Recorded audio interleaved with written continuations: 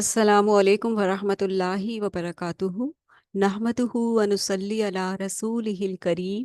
अम्मा बाद फ़अऊज़ु बिल्लाहि मिनश शैतानिर रजीम। बिस्मिल्लाहिर रहमानिर रहीम।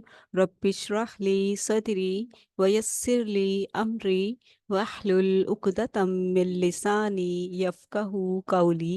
रब्बना ज़िदना इल्मा। रब्बना ज़िदना इल्मा। अल्लाहुम्मा फ़क्किहना फ़िद्दीन। अल्लाहुम्मा फ़क्किहना फ़िद्दीन। अल्लाहुम्मा इन्ना नस्अलुका इल्मन नाफ़िआ व रिज़्क़न तय्यिबा व अमलन मुतक़ब्बला। अल्लाहुम्मा अन्फ़अना बिमा अल्लमतना व अल्लिमना मा यनफ़अुना व ज़िदना इल्मा। अल्लाहुम्मा इन्ना नऊज़ु बिका मिन इल्मिन ला यनफ़अ व मिन क़ल्बिन ला यख़शअ व मिन नफ़्सिन ला तशबअ व मिन दअवतिन ला युस्तजाबु लहा। अल्लाहुम्मा अरिनल हक़्क़ हक़्क़न वरज़ुक़ना इत्तिबाअह व अरिनल बातिला बातिलन वरज़ुक़ना इज्तिनाबह। अल्हम्दुलिल्लाहिल्लज़ी हदाना लिहाज़ा व मा कुन्ना लिनहतदिया लौला अन हदानल्लाह। तमाम शुक्र अल्लाह सुब्हाना व तआला के लिए है कि जिसने हमें ये रास्ता दिखाया। अगर अल्लाह ताला हमारी सीधे रास्ते की रहनुमाई ना फरमाता तो हम सीधा रास्ता नहीं पा सकते थे।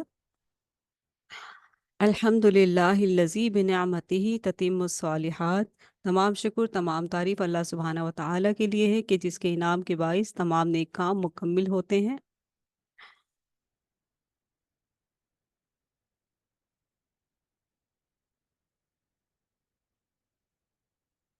अल्लाहुम्मा जअलना लका शक्कारन लका ज़क्कारन लका रहाबन लका मितवाअन इलैका मुक़बितन अव्वाहम मुनीबा।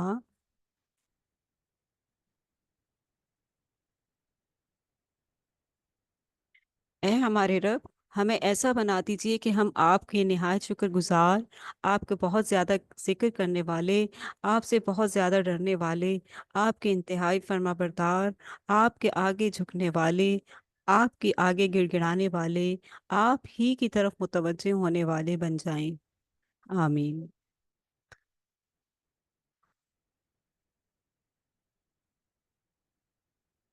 अल्लाहुम्मा इन्ना नस्अलुका सबाता फ़िल अम्रि वल अज़ीमता अलर रुश्दी व नस्अलुका शुक्र निअमतिका व नस्अलुका हुस्ना इबादतिका।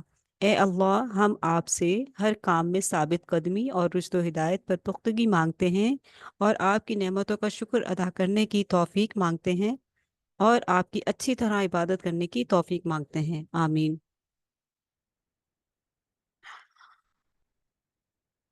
अल्लाहुम्मा लकल हम्दु कुल्लुह व लकश शुक्र कुल्लुह व लकल मुल्कु कुल्लुह व लकल खल्कु कुल्लुह बियदिकल खैरु कुल्लुह व इलैका यर्जिउल अम्रु कुल्लुह। अल्लाहुम्मा इन्ना नस्अलुका मिनल खैरि कुल्लिह व नऊज़ु बिका मिनश शर्रि कुल्लिह। अल्हम्दुलिल्लाह, अल्लाह ताला का बेहद एहसान है कि आज हम इस मजलिस में 12वां पारा पढ़ने जा रहे हैं। अल्हम्दुलिल्लाह, अल्हम्दुलिल्लाहि रब्बिल आलमीन। 12वां पारा 12वें पारे में मुकम्मिल सूरह हूद शामिल है, जिसके 10 रुकू हैं। इसके बाद सूरह यूसुफ के इब्तदाई 6 रुकू भी इस पारे में शामिल हैं। हम्म,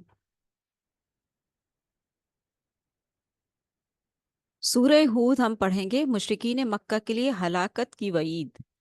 मक्की सूरत है सूरह हूद।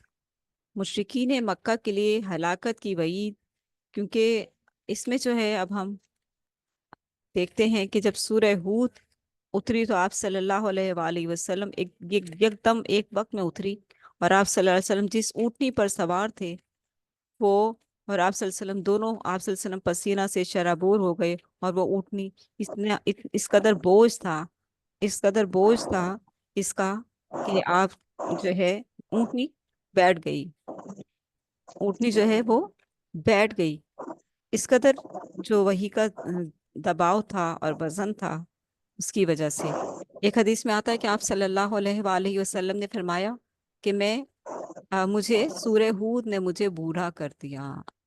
सूरह हूद ने मुझे बूढ़ा कर दिया, यानी कि सूरह हूद जो है, अब हम देखेंगे कि आखिर क्या वजह है कि आप सल्लल्लाहु अलैहि वसल्लम ने ऐसे कहा। शुरू करते हैं। बिस्मिल्लाहिर्रहमानिर्रहीम। अलिफ लाम रॉ। किताबुन उहकिमत आयातुहु थुम्मा फुस्सिलत मिन लदुन हकीमिन खबीर। अल्ला तअबुदु इल्लल्लाह इन्ननी लकुम मिन्हु नदीरुन व बशीर।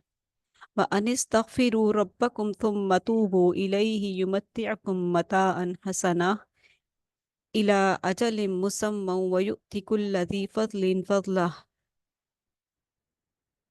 युमत्तिअकुम मताअन हसनन इला अजलिम मुसम्मा व यु'ति कुल्ला ज़ी फ़ज़लिन फ़ज़लह। व इन तवल्लौ फ़इन्नी अख़ाफ़ु अलैकुम अज़ाब यौमिन कबीर। बहुत खूबसूरत आयात से शुरुआत हुई है। अलिफ लाम रा हुरूफ मुक़त्तियात हैं, इनके मायने अल्लाह ताला ही जानता है। फरमाया जिसकी फरमान है, जिसकी आयतें पुख्ता और मुफस्सिल इरशाद हुई हैं, यानी ये वो किताब है, किताब हुकिमत। ये वो किताब है कि जिसकी आयतें पुख्ता और मुफस्सिल इरशाद हुई हैं, एक दाना और बाखबर हस्ती की तरफ से, कि तुम ना बंदगी करो मगर सिर्फ अल्लाह की। मैं उसकी तरफ से तुमको, यानी नबी अलैहिस्सलातु वस्सलाम की तरफ से हमें पैगाम है कि मैं उसकी यानी अल्लाह की तरफ से तुमको खबरदार करने वाला भी हूँ और बशारत देने वाला भी। और ये कि तुम अपने रब से मुआफ़ी चाहो और उसकी तरफ पलट आओ तो वो एक मुद्दत ख़ास तक तुमको अच्छा सामान ज़िंदगी देगा। क्या है? अच्छी ज़िंदगी का हसूल कैसे मिलेगा? देखिए कितना खूबसूरत यहाँ पर क्राइटेरिया बता दिया गया कि और तुम अपने रब से माफ़ी चाहो, यानी तौबा इस्तगफार करो और उसकी तरफ पलट आओ, यानी सारे जो वास्ते वसीले हैं छोड़ दो और सिर्फ एक अल्लाह की इबादत करो। मुशरिकीन मक्का ने और भी जैसे हस्तियां बुजुर्ग बना रखे थे ताजीम के लिए, तो उनको ये पैगाम दिया जा रहा है कि अपने रब से माफ़ी चाहो और उसकी तरफ पलट आओ। बाकी सारे वास्तों, सहारों, ताजीमों, बुजुर्गों को छोड़ दो तो वो एक मुद्दत ख़ास तक तुमको अच्छा सामान्य ज़िंदगी देगा। खूबसूरत ज़िंदगी हासिल करने का ये इसमें एक क्राइटेरिया बताया जा रहा है। अच्छी और खूबसूरत और पुरसुकून और खुशहाल ज़िंदगी का जो क्राइटेरिया है वो ये कि अपने सारे गुनाहों की माफ़ी मांग लो, रब की तरफ आ जाओ, उसी को वाहदहुल शरीक मानकर उसकी इबादत करो और फिर गुनाहों से बचो। तो अल्लाह ताला तुम्हें ऐसा सामान ज़िंदगी देगा कि तुम खुश हो जाओगे और हर साहिब फजल को इसका फजल अता करेगा। फिर फरमाया मुशरिकीन मक्का क्योंकि मान नहीं रहे थे, कहा लेकिन अगर तुम, खास तौर से मुशरिकीन मुखातिब हैं मक्का, मुशरिकीन मक्का मुखातिब हैं और फिर क़यामत तक के हम सब तमाम लोग भी मुखातिब हैं कि लेकिन अगर तुम मुंह फेरते हो तो मैं तुम्हारे हक में एक बड़े हौलनाक दिन के अजाब से डरता हूँ। आप सल्लल्लाहु अलैहि वसल्लम फरमा रहे हैं कि लेकिन अगर तुम मुंह फेरते हो, देखिए कितनी खूबसूरत दावत है। आप वसल्लम गलियों गलियों खड़े हैं, नुक्कड़ नुक्कड़ खड़े हैं, बाजारों में खड़े हैं, आवाज दे रहे हैं, लेकिन अगर तुम मुंह फेरते हो तो मैं तुम्हारे हक में एक बड़े हौलनाक दिन के अजाब से डरता हूँ। तुम सबको अल्लाह की तरफ पलटना है और वो सब कुछ कर सकता है। ये थी शुरू की आयत, और जिससे हमें अंदाज़ा हो जाएगा कि मुशरिकीन मक्का के लिए हलाकत की वईद क्यों बताई गई। साफ साफ बता दिया गया कि एक अल्लाह की बंदगी करो, उसकी तरफ पलट आओ और अपने गुनाह की माफ़ी मांग लो और छोड़ दो बाकी सारे वास्ते वसीले, सहारे और रस्सियाँ और लड़ियाँ और जो भी आप लोगों ने बनाई हुई हैं। और उस वक्त के लोगों के लिए भी यही पैगाम था और आज के भी उन लोगों के लिए जो अल्लाह के साथ औरों के भी वास्ते वसीले और सहारे बना के बैठे हुए हैं, तो उन सब के लिए पैगाम है कि अल्लाह की बंदगी करो और उससे बख्शिश मांगो। पहले रुकू में कुरान मजीद की दावत का बयान है। इरशाद हुआ कि कुरान मजीद एक ऐसा कलाम है जिसका नज़ूल इब्तिदा में छोटी लेकिन जामिया आयात की सूरत में हुआ, जैसे हम अम्मा पारा में पढ़ते हैं। बाद में इन आयात की वजाहत नाजिल कर दी गई बड़ी सूरतों में। कुरान की दावत यह है कि अल्लाह ही की बंदगी करो और उससे अपने गुनाहों की बख्शिश मांगो। अल्लाह तुम्हें भरपूर अजर से नवाजेगा। अगर तुमने ये दावत कबूल ना की तो अल्लाह तुम्हें बड़े अजाब से दो चार करेगा। अल्लाह ने कायनात को 6 दिनों में बनाया, انسانوں کو اس لیے بنایا کہ تاکہ ان کا امتحان ہو کہ ان میں سے کون عمل کے اعتبار سے اچھا ہے۔ امتحان کا نتیجہ روز قیامت ظاہر ہوگا۔ کافر ان باتوں کا مذاق اڑاتے ہیں اور بڑے تکبر سے کہتے ہیں کہ ہم پر عذاب کیوں نہیں آتا۔ ان قریب ان پر عذاب آئے گا اور وہی آفت انہیں گھیر لے گی جسے وہ مذاق سمجھ رہے ہیں۔ یعنی کہ وہ ہنستے تھے، ٹھٹھے اڑاتے تھے آپ صلی اللہ علیہ وسلم کی اس بات پر کہ پھر تم نہیں مانو گے تو تم پر عذاب نہ آ جائے، کہیں تم پر عذاب نہ آ جائے۔ آپ صلی اللہ علیہ وسلم فرماتے کہ میں ڈرتا ہوں تمہارے لیے اس عذاب سے، تم مان جاؤ میری بات اور اس عذاب سے بچ جاؤ۔ تو وہ کہتے تھے کہ اچھا کون سا عذاب، کیسا عذاب، کب آئے گا، لے آؤ عذاب، ہم بھی تو دیکھیں کس عذاب کی بات کرتے ہو۔ تو اس طرح کی وہ باتیں کرتے تھے، ٹھیک ہے۔ تو اللہ تعالیٰ فرمایا کہ عنقریب ان پر عذاب آئے گا اور وہی آفت انہیں گھیر لے گی جسے وہ مذاق سمجھ رہے ہیں۔ رکو نمبر 2، اللہ کے ہر فیصلے پر راضی رہو۔ دوسرے رکو میں ارشاد ہوا کہ انسان پر جب نعمت آتی ہے تو وہ اتراتا ہے، اور جب تکلیف آتی ہے تو انتہائی مایوس ہو کر بجھ جاتا ہے۔ ہوتے ہیں نا یہ مایوسی انسان، کیونکہ شیطان بھی تو انسان کے ساتھ لگا ہوا ہے نا مایوسی دکھانے کے لیے۔ اب کیا ہوگا، اب تو تیرے ساتھ یہ ہو گیا، اب تو تیرے ساتھ وہ ہو گیا، اب تو تیرا کچھ نہیں ہو سکتا۔ اور جب نعمت آتی ہے تو وہ شکر کرنا بھی بھول جاتا ہے کہ اللہ تیرا شکر ہے تو نے مجھے یہ نعمت نوازی ہے، میں تیرا، مجھے تو اپنے پیارے اپنے شکر گزار بندوں میں شامل فرما لے۔ نہیں، ولا ان اذقنا الانسان منا رحمتا ثم نزعناها من انه لیئوس کفور۔ وہی بات کہ جب انسان پر جب نعمت آتی ہے تو وہ اتراتا ہے، اور جب تکلیف آتی ہے تو انتہائی مایوس ہو کر بجھ جاتا ہے۔ اللہ کے محبوب بندے نعمتوں پر شکر اور تکالیف پر صبر کرتے ہیں، ٹھیک ہے۔ یہ ہے کرائٹیریا زندگی کا، یہ ہے پرپس کہ کس طریقے سے وہ رہتا ہے دنیا میں، اسے کوئی غم نہیں ہے۔ اللہ کے محبوب بندے، کیا ہم نے کل پڑھا تھا، الا ان اولیاء اللہ، خبردار بے شک اللہ کے ولی دوستوں کے لیے ہم لا خوف علیہم ولا هم یحزنون، الا ان اولیاء اللہ لا خوف علیہم ولا هم یحزنون، ان کے لیے نہ کوئی خوف ہے اور نہ کوئی غم، اور دنیا میں بھی ان کے لیے بشارتیں ہی بشارتیں ہیں اور آخرت میں بھی ان کے لیے بشارتیں ہی بشارتیں ہیں، اور یہ اللہ کا وعدہ سچا ہے اور اللہ تعالیٰ اپنے وعدے کے خلاف نہیں کرتا۔ اللہ کے محبوب بندے نعمتوں پر شکر اور تکالیف پر صبر کرتے ہیں، گویا وہ اللہ کے ہر فیصلے پر راضی رہتے ہیں۔ اگر کوئی سمجھتا ہے کہ قرآن اللہ کا کلام نہیں تو پھر مقابلے میں قرآن جیسی 10 صورتیں لے آئے، اور جس کو بلا سکتا ہے مدد کے لیے بلا لے۔ قرآن جیسا کلام کوئی نہیں لا سکتا، اس لیے اسے اللہ نے اپنے علم کامل کی بنیاد پر نازل کیا ہے۔ قرآن جیسا کلام کوئی نہیں لا سکتا، اس لیے کہ اسے اللہ نے اپنے علم کامل کی بنیاد پر نازل کیا ہے۔ مزید فرمایا کہ دنیا کے طلبگاروں کے لیے آخرت میں کوئی حصہ نہیں ہوگا۔ آخرت کا اجر ان کے لیے ہے جو نہ صرف اس کے طلبگار ہوں بلکہ اس کی تیاری کے لیے بھرپور کوشش کر رہے ہوں۔ ہم سب کے لیے یہ پیغام ہے کہ دنیا کے طلبگاروں کے لیے آخرت میں کوئی حصہ نہیں ہے۔ ہم سورہ بقرہ میں بھی پڑھ کر آ چکے ہیں نا کہ وہ دنیا ہی دنیا مانگتے ہیں، لیکن اگر وہ کہتے ہیں ربنا آتنا فی الدنیا حسنہ وفی الآخرۃ حسنہ وقنا عذاب النار، کہ دنیا بھی اچھی کر دے اے اللہ اور آخرت بھی سنوار دے، اچھی کر دے اور ہمیں آگ کے عذاب سے بچا لے، تو یہ سب سے بڑی، سب سے پیاری جامع دعا ہے۔ تو اس لیے دنیا کے طلبگاروں کو اللہ تعالیٰ نے بتا دیا کہ تمہارے لیے آخرت میں کوئی حصہ نہیں، آخرت کا اجر ان کے لیے ہے جو نہ صرف اس کے طلبگار ہوں بلکہ اس کی تیاری کے لیے بھرپور کوشش کر رہے ہوں۔ ایسے ظالموں کے لیے بدترین عذاب ہوگا۔ کیسے ظالموں کے لیے؟ جن کو آپ صلی اللہ علیہ وسلم خود بنفس نفیس دعوت دے رہے ہیں ایک اللہ کی عبادت کی طرف آ جاؤ، ان کے لیے کہا جا رہا ہے، ٹھیک ہے۔ مشرکین مکہ کو کہا جا رہا ہے کہ ایسے ظالم، و ظالم کس کو کہتے ہیں؟ مشرک کو، جو ایک اللہ کی عبادت سے انکار کرتا ہے، رسول کی نافرمانی کرتا ہے، رسول کی بات کی دعوت کی کوئی حیثیت اہمیت نہیں ہے اس کی نظر میں، تو ایسوں کو اللہ تعالیٰ نے قرآن مجید میں کیا کہا ہے؟ ظالم۔ ایسے ظالموں کے لیے بدترین عذاب ہوگا جو اللہ کی اطاعت سے لوگوں کو روکتے ہیں اور اللہ کے احکامات پر اعتراض کرتے ہیں، یعنی کہ ہم نہیں مان سکتے، ابھی ہمارے لیے ذرا مشکل ہے، ابھی ذرا حالات ایسے ہیں، ابھی ذرا ہماری تکلیف ایسی چل رہی کہ ہم ان چیزوں پر عمل نہیں کر سکتے، ابھی ہم پھنسے ہوئے ہیں، ابھی ہم ذرا مشکلات سے گزر رہے ہیں۔ ساری مشکلات اللہ تعالیٰ دور کر دے گا اگر اللہ کے حضور آؤ گے تو۔ اللہ کے حضور آؤ تو صحیح، اللہ کو رب مانو تو صحیح، اللہ سب سے بڑا مشکل کشا ہے، اللہ सबसे बड़ा मुश्किल आसान फरमाने वाला है। सारी बात ही अल्लाह की नाफरमानी की है। सारी मुश्किलात अल्लाह की नाफरमानी की वजह से आती हैं। तो फरमाया ऐसे जालिमों मुशरिकों के लिए जो मुशरिकीन मक्का है, बदतरीन अजाबों का जो अल्लाह की इताअत से लोगों को रोकते हैं, ना खुद अल्लाह के रसूल की बात सुनते हैं, ना सुनने वालों को सुनने देते हैं। उनके लिए ये बात है कि लोगों को रोकते हैं, अल्लाह की इताअत से रोकते हैं और अल्लाह के अहकामात पर एतराज़ करते हैं। आजकल के दौर में भी अगर कोई ऐसा करता है तो उनके लिए क्या है? बदतरीन अजाब। इसके बरअक्स ईमान लाने वाले और नेकिया करने वाले शानदार बदला पाएंगे।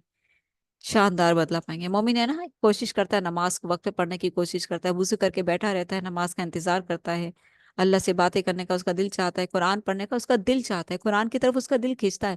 कुरान खोलूं, आज सारा दिन हो गया कुरान नहीं पढ़ा, खोल लूं, थोड़ा सा खोल लूं, थोड़ा सा पढ़ लूं, दिल को चैन आ जाए। अल्लाह का जिक्र नहीं हुआ आज, तौबा इस्तगफार नहीं हुई, आज किन कामों में मैं बिजी रही, या अल्लाह मुझे माफ फरमा दे कि मुझे तौफीक नहीं हुई कुरान पढ़ने की, या अल्लाह मुझे माफ फरमा दे मुझे तौफीक नहीं हुई इस्तगफार करने की, या अल्लाह मुझे माफ फरमा दे मुझे इन सारे कामों की तौफीक नहीं हुई। मेरे वक्त में बरकत दे, मेरे कामों में मेरे लिए आसानी फरमा, ताकि मैं तेरी इबादत के लिए भरपूर वक्त निकाल सकूं, तेरे लिए वक्त निकाल सकूं। या इलाही, आज मेरा दिन तुझसे बातें किए बगैर गुजर गया। क्या हम अफसोस करते हैं कि अल्लाह आज का दिन, मेरा सारा दिन तुझसे बातें किए बगैर गुजर गया, मैं इतनी मसरूफ थी, मुझे इन किन कामों में मैं किन कामों में उलझी रही। है अल्लाह, मेरे कामों में, मेरे कामों को सुलझा दे, मुझे इनमें ना उलझा, ताकि मैं तेरा जिक्र अच्छे तरीके से कर सकूं, मैं तेरे करीब हो सकूं, मैं तेरी इबादत कर सकूं, मैं तेरा जिक्र कर सकूं, मैं तुझसे तौबा इस्तगफार कर सकूं। है अल्लाह, इस तरह से बातें क्या करें अल्लाह ताला से, जिस दिन आप कुरान ना पढ़ सकें, दुआएं ना कर सकें, इस्तगफार ना कर सकें, रो ना सकें अल्लाह के हुजूर। एक तो आंसू बनता है ना रोज का, कि नहीं बनता? एक, कई लोग तो सारा सारा हर नमाज में रोते हैं, हर नमाज में रोते हैं। यानी कि अल्लाह ताला की कुर्बत हासिल करने के ये जराए हैं, और जहन्नुम से निजात का जरिया एक आंसू ही तो है। और क्या है? अमर है, अल्लाह ताला का अमर, कि जिस बंदे ने अल्लाह ताला को दिल से मान कर, रब मान कर, उसका तकवा इख्तियार करके उसके डर से एक आंसू निकाला, वो कामयाब है। ठीक है, वो कामयाब है। ये एक आंसू ही तो है अमर, अमर अल्लाह ताला का अमर, दिल से। तो हम फिर देखते हैं कि अल्लाह अल्लाह ताला न- इ- ईमान लाने वाले और नेकियां करने वाले शानदार बदला पाएंगे। अल्लाह ताला फरमा रहा है कि जो ईमान लाए और नेकियां करते हैं, शानदार बदला पाएंगे, आम सा नहीं। अल्लाह ताला एक बादशाह है कायनात का। वो अपने बंदों की मेहमान नवाजी के लिए, वो अपने बंदों की शानदार इस्तकबाल के लिए, वो अपने बंदों की शानदार जो बदला है उनको देने के लिए खूबसूरत तरीन चीज तैयार करके रखी है जन्नत, मामूली चीज नहीं है। पहला गिरोह वो अंधा और बहरा है, और दूसरा गिरोह सुनने वाला है और देखने वाला। ये दोनों गिरोह बराबर नहीं हो सकते। पहला गिरोह अंधा और बहरा है। कौन है? जो मुशरिकीन मक्का को कहा जा रहा है कि आप सल्लल्लाहु अलैहि वसल्लम की बात सुनकर भी उनके कानों में नहीं पड़ती, दूर खड़े रहते हैं और सुनना ही नहीं चाहते। क्या क्या रवैये उनके, पास आते हैं, सुनकर भी नहीं सुनते, दूर खड़े रहते हैं, सुनने वालों को सुनने नहीं देते, नबी अलैहिस्सलातु वस्सलाम खड़े हैं, उनको नजरअंदाज कर देते हैं, अंधे बन जाते हैं, नजर ही नहीं आता, कानों में उंगलियां नहीं ठोंसते, लेकिन सुनते नहीं है। ये उनको सजा दी गई थी। खतम अल्लाहु अला कुलूबिहिम व अला समइहिम व अला अबसारिहिम गिशावा वलहुम अज़ाबुन अज़ीम। कि अल्लाह ताला ने नबी अलैहिस्सलातु वस्सलाम की बात का इनकार करने पर दोबारा उन्हें सुनने की सलाहियत ही नहीं दी, कि वो दोबारा आकर सुन लें। पास से गुजर जाते हैं, उन्हें सुनाई नहीं देता, दिखाई भी नहीं देता। कि अल्लाह ताला ने मोहर लगा दी ना, महरूम कर दिया। पहली पुकार पर तुमने क्यों मेरे प्यारे हबीब का इनकार किया? मेरे हबीब ने जो तुम्हें दावत दी है, तुम्हें आग से बचाने के लिए क्या कहा था? अल्लाह के रसूल ने सारे मुशरिकीन, सारे मक्का के लोगों को जमा करके क्या कहा था? कि देखो मैं अल्लाह का रसूल हूँ, ऐ लोगो सुनो मैं अल्लाह का रसूल हूँ। क्या सबसे पहले कहा कि जो ना, आए लोगो, अगर मैं तुम्हें कहूँ कि इस पहाड़ के पीछे तुम्हारा दुश्मन छुपा हुआ है, तो क्या तुम मेरी बात को मान लोगे? तो सबने कहा हाँ, हमने आपको हमेशा सच्चा पाया है, सादिक और अमीन पाया, हम यकीन कर लेंगे। तो फिर अल्लाह अल्लाह के रसूल ने कहा कि फिर सुनो मैं अल्लाह का रसूल हूँ, اور اللہ का بندہ اور اس کا رسول ہوں، اور تمہیں دعوت دیتا ہوں لا الہ الا اللہ پڑھ لو، کہ ایک اللہ کی عبادت کی طرف آ جاؤ، اور چھوڑ دو ان سارے بزرگوں کو، ان کی ساری تعظیموں کو چھوڑ دو۔ اللہ نے کہا ہے کہ تم ان سب کو چھوڑ کر خالص میری عبادت کی طرف آ جاؤ۔ تو ایسے میں بہت سے لوگ خاموش ہو کر واپس لوٹ گئے، اور ابو لہب جو تھا، اس نے ہاتھوں کے اشارے کر کر کے آپ صلی اللہ علیہ وسلم کو برا بھلا کہا۔ تو اللہ تعالیٰ نے سورہ تبت یدا نازل فرما دی، تبت یدا ابی لہب، یوں مطلب ٹوٹ گئے ہاتھ ابی لہب کے، کہ جس نے میرے حبیب پر اشارے کیے انگلی سے، ہاتھ سے اشارے کر کے میرے حبیب کو کوسا اس نے۔ کیا میرا حبیب غلط دعوت دے رہا تھا؟ نہیں، اس دعوت کو ٹھکرانے کی سزا ملی کہ وہ اندھے اور بہرے ہو گئے، اللہ نے ان کی سکت ہی چھین لی، وہ دیکھ کر بھی نہیں دیکھ پاتے، وہ سن کر بھی نہیں سن پاتے۔ اور دوسرا گروہ سننے والا اور دیکھنے والا ہے، سنتا ہے، اللہ کے رسول صلی اللہ علیہ وسلم کے پاس کھڑا ہوتا ہے، کلام پاک سنتا ہے، اس کے دل میں بات اتر جاتی ہے، اور پھر وہ آپ صلی اللہ علیہ وسلم پہ ایمان لے آتا ہے۔ ان کو کہتے ہیں سننے اور دیکھنے والے دونوں، اللہ کرے یہ دونوں برابر نہیں ہو سکتے، بینا اور نابینا برابر نہیں ہو سکتے۔ یہ ایک مثال ہے، دنیاوی بینے اور نابینے تو جیسے دیکھنے والا اور نہ دیکھنے والا، ہم ان کی مثال دیکھتے ہیں، لیکن آپ دیکھیں نا، جس کو نظر ہی نہیں کچھ آتا، وہ اس کو کتنا اندھیرا ہے، اندھیرا، اندھیر نگری، وہ محسوس کر سکتا ہے، صرف دیکھ نہیں سکتا۔ کتنی بڑی محرومی، اللہ اکبر، اللہ اکبر۔ تو یہ باتیں ہیں ساری، کہ ہدایت کا ہونا سمجھ لیں کہ آپ کی بینا ہونا ہے، اور ہدایت کا نہ ہونا اندھیرے ہیں، اندھیرے۔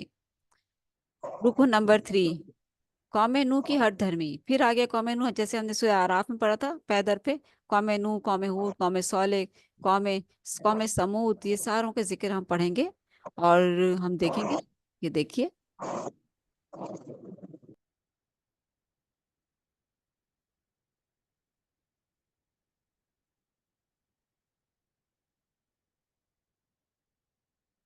چلیے ہم دیکھتے ہیں تیسرے رکوع میں حضرت نوح کی قوم کی ہر درمی کا بیان ہے۔ حضرت نوح علیہ السلام نے، دیکھیں بار بار ذکر آئے گا، لیکن کبھی کسی زاویے سے آئے گا، کبھی کسی زاویے سے آئے گا، اس میں ہر بار ہمیں ایک نئی بات سیکھنے کو ملے گی، ٹھیک ہے۔ اصل چیز یہ ہے تو اسلام کی دعوت، ہر رسول نے اسلام کی دعوت دی، قوموں نے ان کے ساتھ کیا کیا۔ اللہ کے رسول صلی اللہ علیہ وسلم مکی دور میں بہت غمزدہ رہتے تھے، بہت تکلیفوں میں رہتے تھے، بہت بہت روتے تھے، بہت، کیونکہ لوگ مان نہیں رہتے نا آپ کی دعوت۔ اس لیے اللہ تعالیٰ نے قوموں کا ذکر کر کے، پیارے پیارے رسولوں کا ذکر کر کے اللہ کے رسول کو تسلی دی، کہ میرے پیارے حبیب صلی اللہ علیہ وسلم آپ پریشان نہ ہوں، دیکھیں یہ میرے پیارے رسول، یہ بھی میرے پیارے رسول تھے، نوح علیہ میرا پیارا رسول نوح، دیکھیں اس پر کتنی مشکلات آئیں، میرا پیارا رسول ہود، اس پر دیکھو کتنی مشکلات آئیں، اس کی قوم نے اس کے ساتھ کیا کیا، میرا پیارا رسول صالح، اس کے ساتھ اس کی قوم نے کیا سلوک کیا۔ تو آپ پریشان نہ ہو، یہ تو ہوتا چلا آیا ہے، آپ کے ساتھ بھی ہو رہا ہے، آپ پریشان نہ ہو میرے حبیب۔ تو یہ واقعات اس لیے مکی صورتوں میں سنائے گئے، تاکہ ہم ان سے عبرت حاصل کریں، اور بھی بہت کچھ سیکھنے کو ملتا ہے۔ تو دیکھتے ہیں کیا کیا سیکھتے ہیں۔ تیسرے رکوع میں حضرت نوح علیہ السلام کی قوم کی ہر دھرمی کا بیان ہے۔ حضرت نوح علیہ السلام نے قوم کو اللہ کی بندگی کی دعوت دی، قوم کے سرداروں نے، سردار کھڑے ہو جاتے تھے نا، اور کمزور لوگ تو پھر خود ہی پیچھے ہٹ جاتے تھے، کہ سردار آگے آ گئے ہیں تو اب ہم کیا کریں گے، ہم ایسا نہ ہو کہ ہمیں پھر سرداروں کی جو ہے وہ مار پڑے۔ یہ جو سردار ہوتے ہیں معاشرے کے بدماش ہوتے ہیں، تو ایسوں کے لیے جو ہے ذرا مشکل سے ہی وہ ہوتا ہے پھر سامنا، تو وہ بیچارے اسی کشمکش میں ہی پیچھے ہٹ جاتے تھے۔ تو بہت کم لوگ ایمان لائے حضرت نوح علیہ السلام پر، اسی وجہ سے نوح علیہ السلام نے نوح علیہ السلام نے حضرت نوح علیہ السلام نے قوم کو اللہ کی بندگی کی دعوت دی۔ قوم کے سرداروں نے قوم کے سرداروں نے کہا کہ آپ کی رسالت کا دعویٰ جھوٹا ہے، اور آپ کی پیروی کرنے والے ہمارے معاشرے کے کمتر اور گھٹیا لوگ ہیں، کمزور، حقیر فقیر لوگ ہیں، جنہوں نے آپ کی بات مانی ہے۔ ہاں، کوئی سردار تو آپ کی بات نہیں مانتا، تو ہم تو آپ کی دعوت کو دعوت ہی نہیں سمجھتے۔ کوئی بڑا آتا، کوئی سردار آتا، کوئی آپ کی بات کو مانتا تو ہم بھی مانتے، ہم بھی دیکھتے۔ یعنی کہ وہ سرداروں پر ڈیپینڈ کرتے تھے، کہ سردار مانے تو ہم بھی مانے۔ قوم کے سرداروں نے کہا کہ آپ کی رسالت کا دعویٰ جھوٹا ہے اور آپ کی پیروی کرنے والے ہمارے معاشرے کے کمتر اور گھٹیا لوگ ہیں۔ جیسے آپ صلی اللہ علیہ وآلہ وسلم کو مشرکین مکہ کے سردار آ کے کہتے تھے کہ ان گھٹیا لوگوں کو ہٹائیے اپنے پاس سے، تو ہم آپ کے پاس بیٹھ کر آپ کی بات سنیں گے۔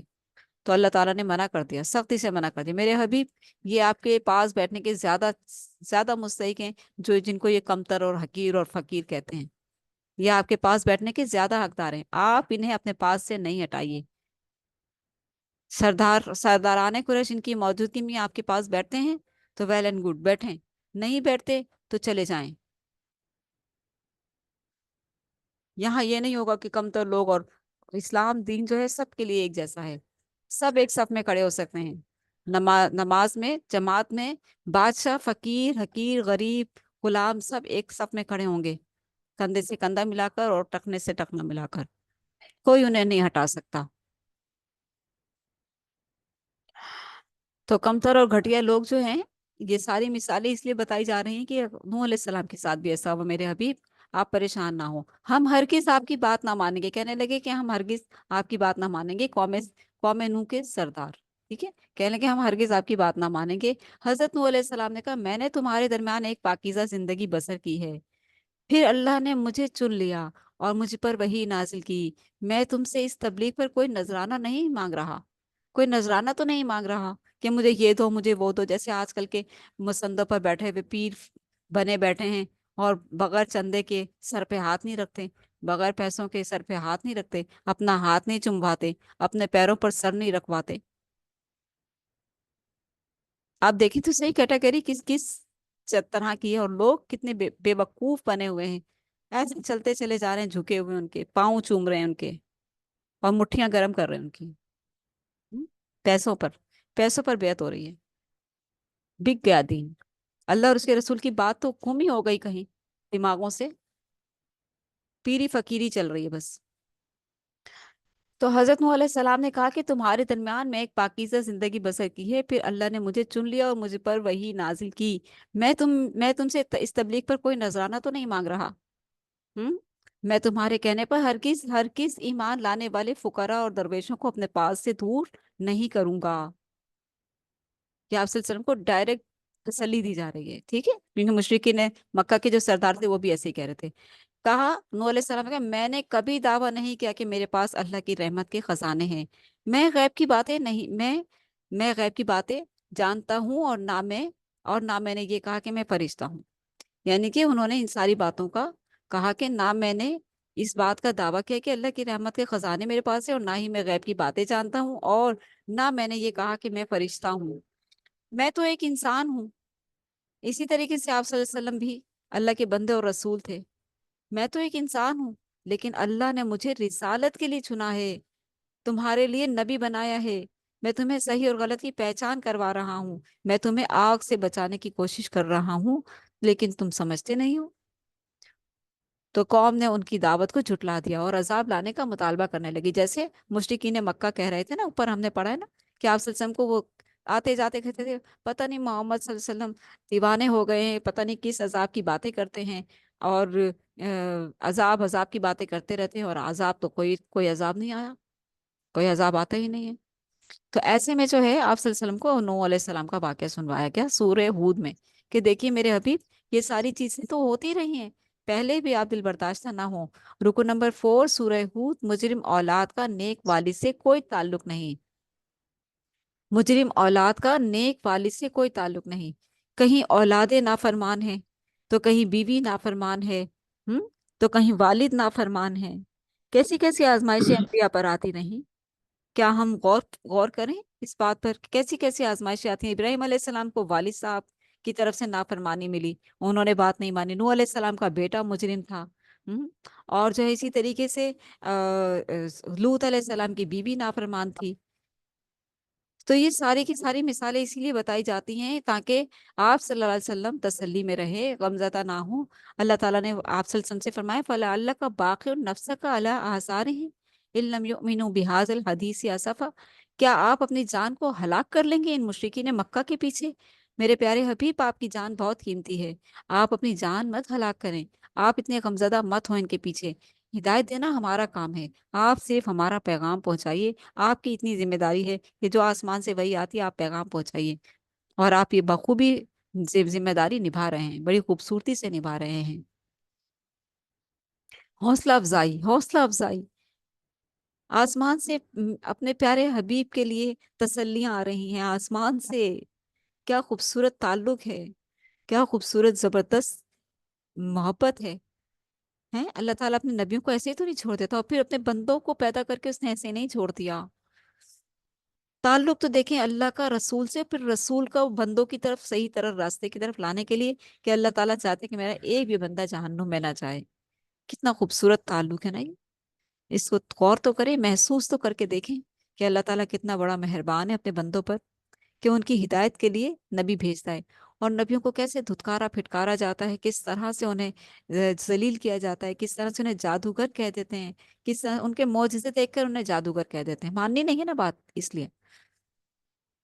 تو چوتھے رکوع میں حضرت نوح کو آگاہ کر دیا گیا کہ آپ کی قوم کا مزید کوئی فرد ایمان نہیں لائے گا، میرے پیارے نبی، میرے پیارے نبی نوح علیہ السلام، آپ کو آگاہ کر رہے ہیں ہم کہ اب آپ کی قوم میں سے کوئی ایمان نہیں لائے گا، اب ان پر عذاب نازل ہوگا، اب آپ اہل ایمان کے لیے کشتی بنائیے۔ نوح علیہ السلام کشتی بنا رہے تھے اور قوم کے سردار آپ کا مذاق اڑا رہے تھے۔ آپ نے فرمایا، یعنی کہ قوم کے لوگ کیا مذاق اڑا رہے تھے کہ دیکھو تو دور دور تک پانی کی کوئی نہر نہیں ہے، کوئی دریا نہیں ہے، کوئی سمندر نہیں ہے، اور یہ خشکی میں چلائے گا کشتی، دیکھو اب تو بالکل ہی پاگل ہو گیا ہے، یہ تو بالکل ہی باولا ہو گیا ہے۔ ہم؟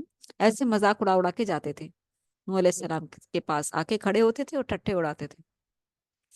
تو اور قوم کے سردار آپ کا مذاق اڑا رہے تھے، آپ علیہ السلام نے، یعنی نوح علیہ السلام نے فرمایا کہ عنقریب ہم تمہارا مذاق اڑائیں گے، تم ہمارا مذاق اڑا لو، عنقریب ہم تمہارا مذاق اڑائیں گے۔ جب اللہ، اور پھر اس بات پہ بھی ہنستے تھے، دیکھو باولا ہو گیا، دیکھو اللہ، جب اللہ کی طرف سے عذاب کا فیصلہ آیا تو آسمان سے بارش نازل ہونا شروع ہو گئی، اور زمین سے پانی ابلنے لگا، اوپر سے بھی برس رہا ہے، زمین نے بھی ابلنا شروع کر دیا پانی، ہاں کیونکہ عذاب تھا نا، عذاب آنا تھا نا، اس لیے حضرت نوح علیہ السلام نے تمام اہل ایمان اور ہر مخلوق کے ایک ایک جوڑے کو کشتی میں سوار کر لیا۔ پانی کی مقدار اس قدر بڑھ گئی، دیکھتے ہی دیکھتے زمین بھر گئی پانی سے، ڈوبنے لگے گھر اور ڈوبنے لگی چیزیں، لیکن کشتی والے کشتی میں برقرار تھے، محفوظ تھے۔ پانی کی مقدار اس قدر بڑھ گئی کہ اس نے ایک ایسے طوفان کی صورتحال اختیار کر لی جس سے پہاڑ جیسی بلند موجیں پیدا ہو گئی، کشتی میں سوار ہونے والے محفوظ رہے، اور باقی پوری قوم پانی میں غرق ہو گئی، ڈوب گئی، اور صرف قوم ہی نہیں، بہت بڑا طوفان آیا تھا، بہت بڑا طوفان آیا تھا۔ حضرت نوح علیہ السلام کے 4 بیٹوں میں سے ایک کافر تھا، اس نے کشتی میں آنے سے انکار کیا اور کفار کے ساتھ غرق ہو گیا۔ حضرت نوح علیہ السلام اس کو بلاتے رہے، آجا میرے بیٹے، آجا کشتی میں سوار ہو جا، تو بچ جائے گا۔ نہیں نہیں، میں تو پہاڑ کی اوٹ میں بچ جاؤں گا، ایسے جواب دیا اس نے اپنے والد کو۔ اور پہاڑ کی اوٹ کیا ہوتی؟ پہاڑ کی اوٹ پر پہاڑ سے بھی بڑی پانی کی وہ آئی، اور لہر، اور جو ہے اس کو لے ڈوبی، ڈوب گیا، غرق ہو گیا، باپ کی آنکھوں کے سامنے ڈوب گیا۔ کتنا بڑا صبر تھا نوح علیہ السلام کے لیے، کتنا بڑا صبر تھا نا، بیٹوں سے کتنی محبت ہوتی ہے باپوں کو، ہم؟ جگر کے ٹکڑے ہوتے ہیں نا، بازو ہوتے ہیں نا، نہیں مانی ابا کی بات، ڈوب گیا، اللہ اللہ کے رسول کی آنکھوں میں آنسو، صبر، اللہ اکبر۔ حضرت نوح علیہ السلام نے دعا کی کہ اے اللہ میرے بیٹے کو بچا لے، دعا بھی کر لی فوراً، اللہ نے جواب دیا کہ اس کا تم سے کوئی تعلق نہیں، اس کا عمل برا تھا، بقول اقبال، باپ کا علم نہ بیٹے کو اگر ازبر ہو، پھر پسر قابل میراث پدر کیوں کر ہو، یعنی کہ اللہ نے کہہ دیا تیرا کوئی تعلق نہیں اس سے، وہ نافرمان تھا۔ اللہ اکبر، کتنا صبر، کتنا صبر۔ اور آپ صلی اللہ علیہ وسلم کے بھی 3 بیٹے ہوئے تھے نا، اور وہ پھر جاں بر نہ ہو سکے، تو یہ ساری باتیں آپ صلی اللہ علیہ وسلم کو بڑی دلجوئی کے لیے، بڑی پیار سے، محبت سے اللہ تعالیٰ بتا رہا تھا، میرے پیارے حبیب یہ ساری چیزیں پہلے بھی انبیاء پر آئی ہیں، کوئی باپ کی طرف سے آزمایا گیا، کوئی بیٹے کی طرف سے آزمایا گیا، تو آپ پریشان نہ ہو۔ رکن نمبر 5، حق کو جھٹلانے کا برا انجام۔ آج ہم سورہ ہود کے بعد سورہ یوسف کا بھی مطالعہ کریں گے، بہت ہی خوبصورت صورت ہے انشاءاللہ۔ 5ویں رکو میں قوم عاد کا ذکر ہے۔ حضرت ہود علیہ السلام نے قوم کو اللہ کی بندگی اور اس سے بخشش مانگنے کی دعوت دی۔ قوم ہود کا ذکر آ گیا، ٹھیک ہے۔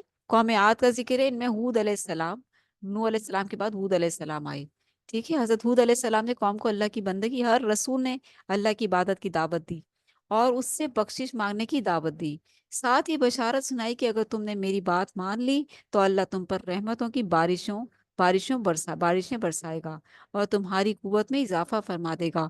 قوم نے توہین آمیز انداز میں ان کی بات کو جھٹلا دیا اور کہا کہ لگتا ہے کہ ہمارے معبودوں نے آپ کے اوپر کوئی برا اثر ڈال دیا ہے، یعنی کہ آپ نے ہمارے معبودوں کو چھوڑا اور ان کی طرف سے آپ پر کوئی بلا اتری ہے جس کی وجہ سے آپ ایسی بہکی باتیں کر رہے ہیں۔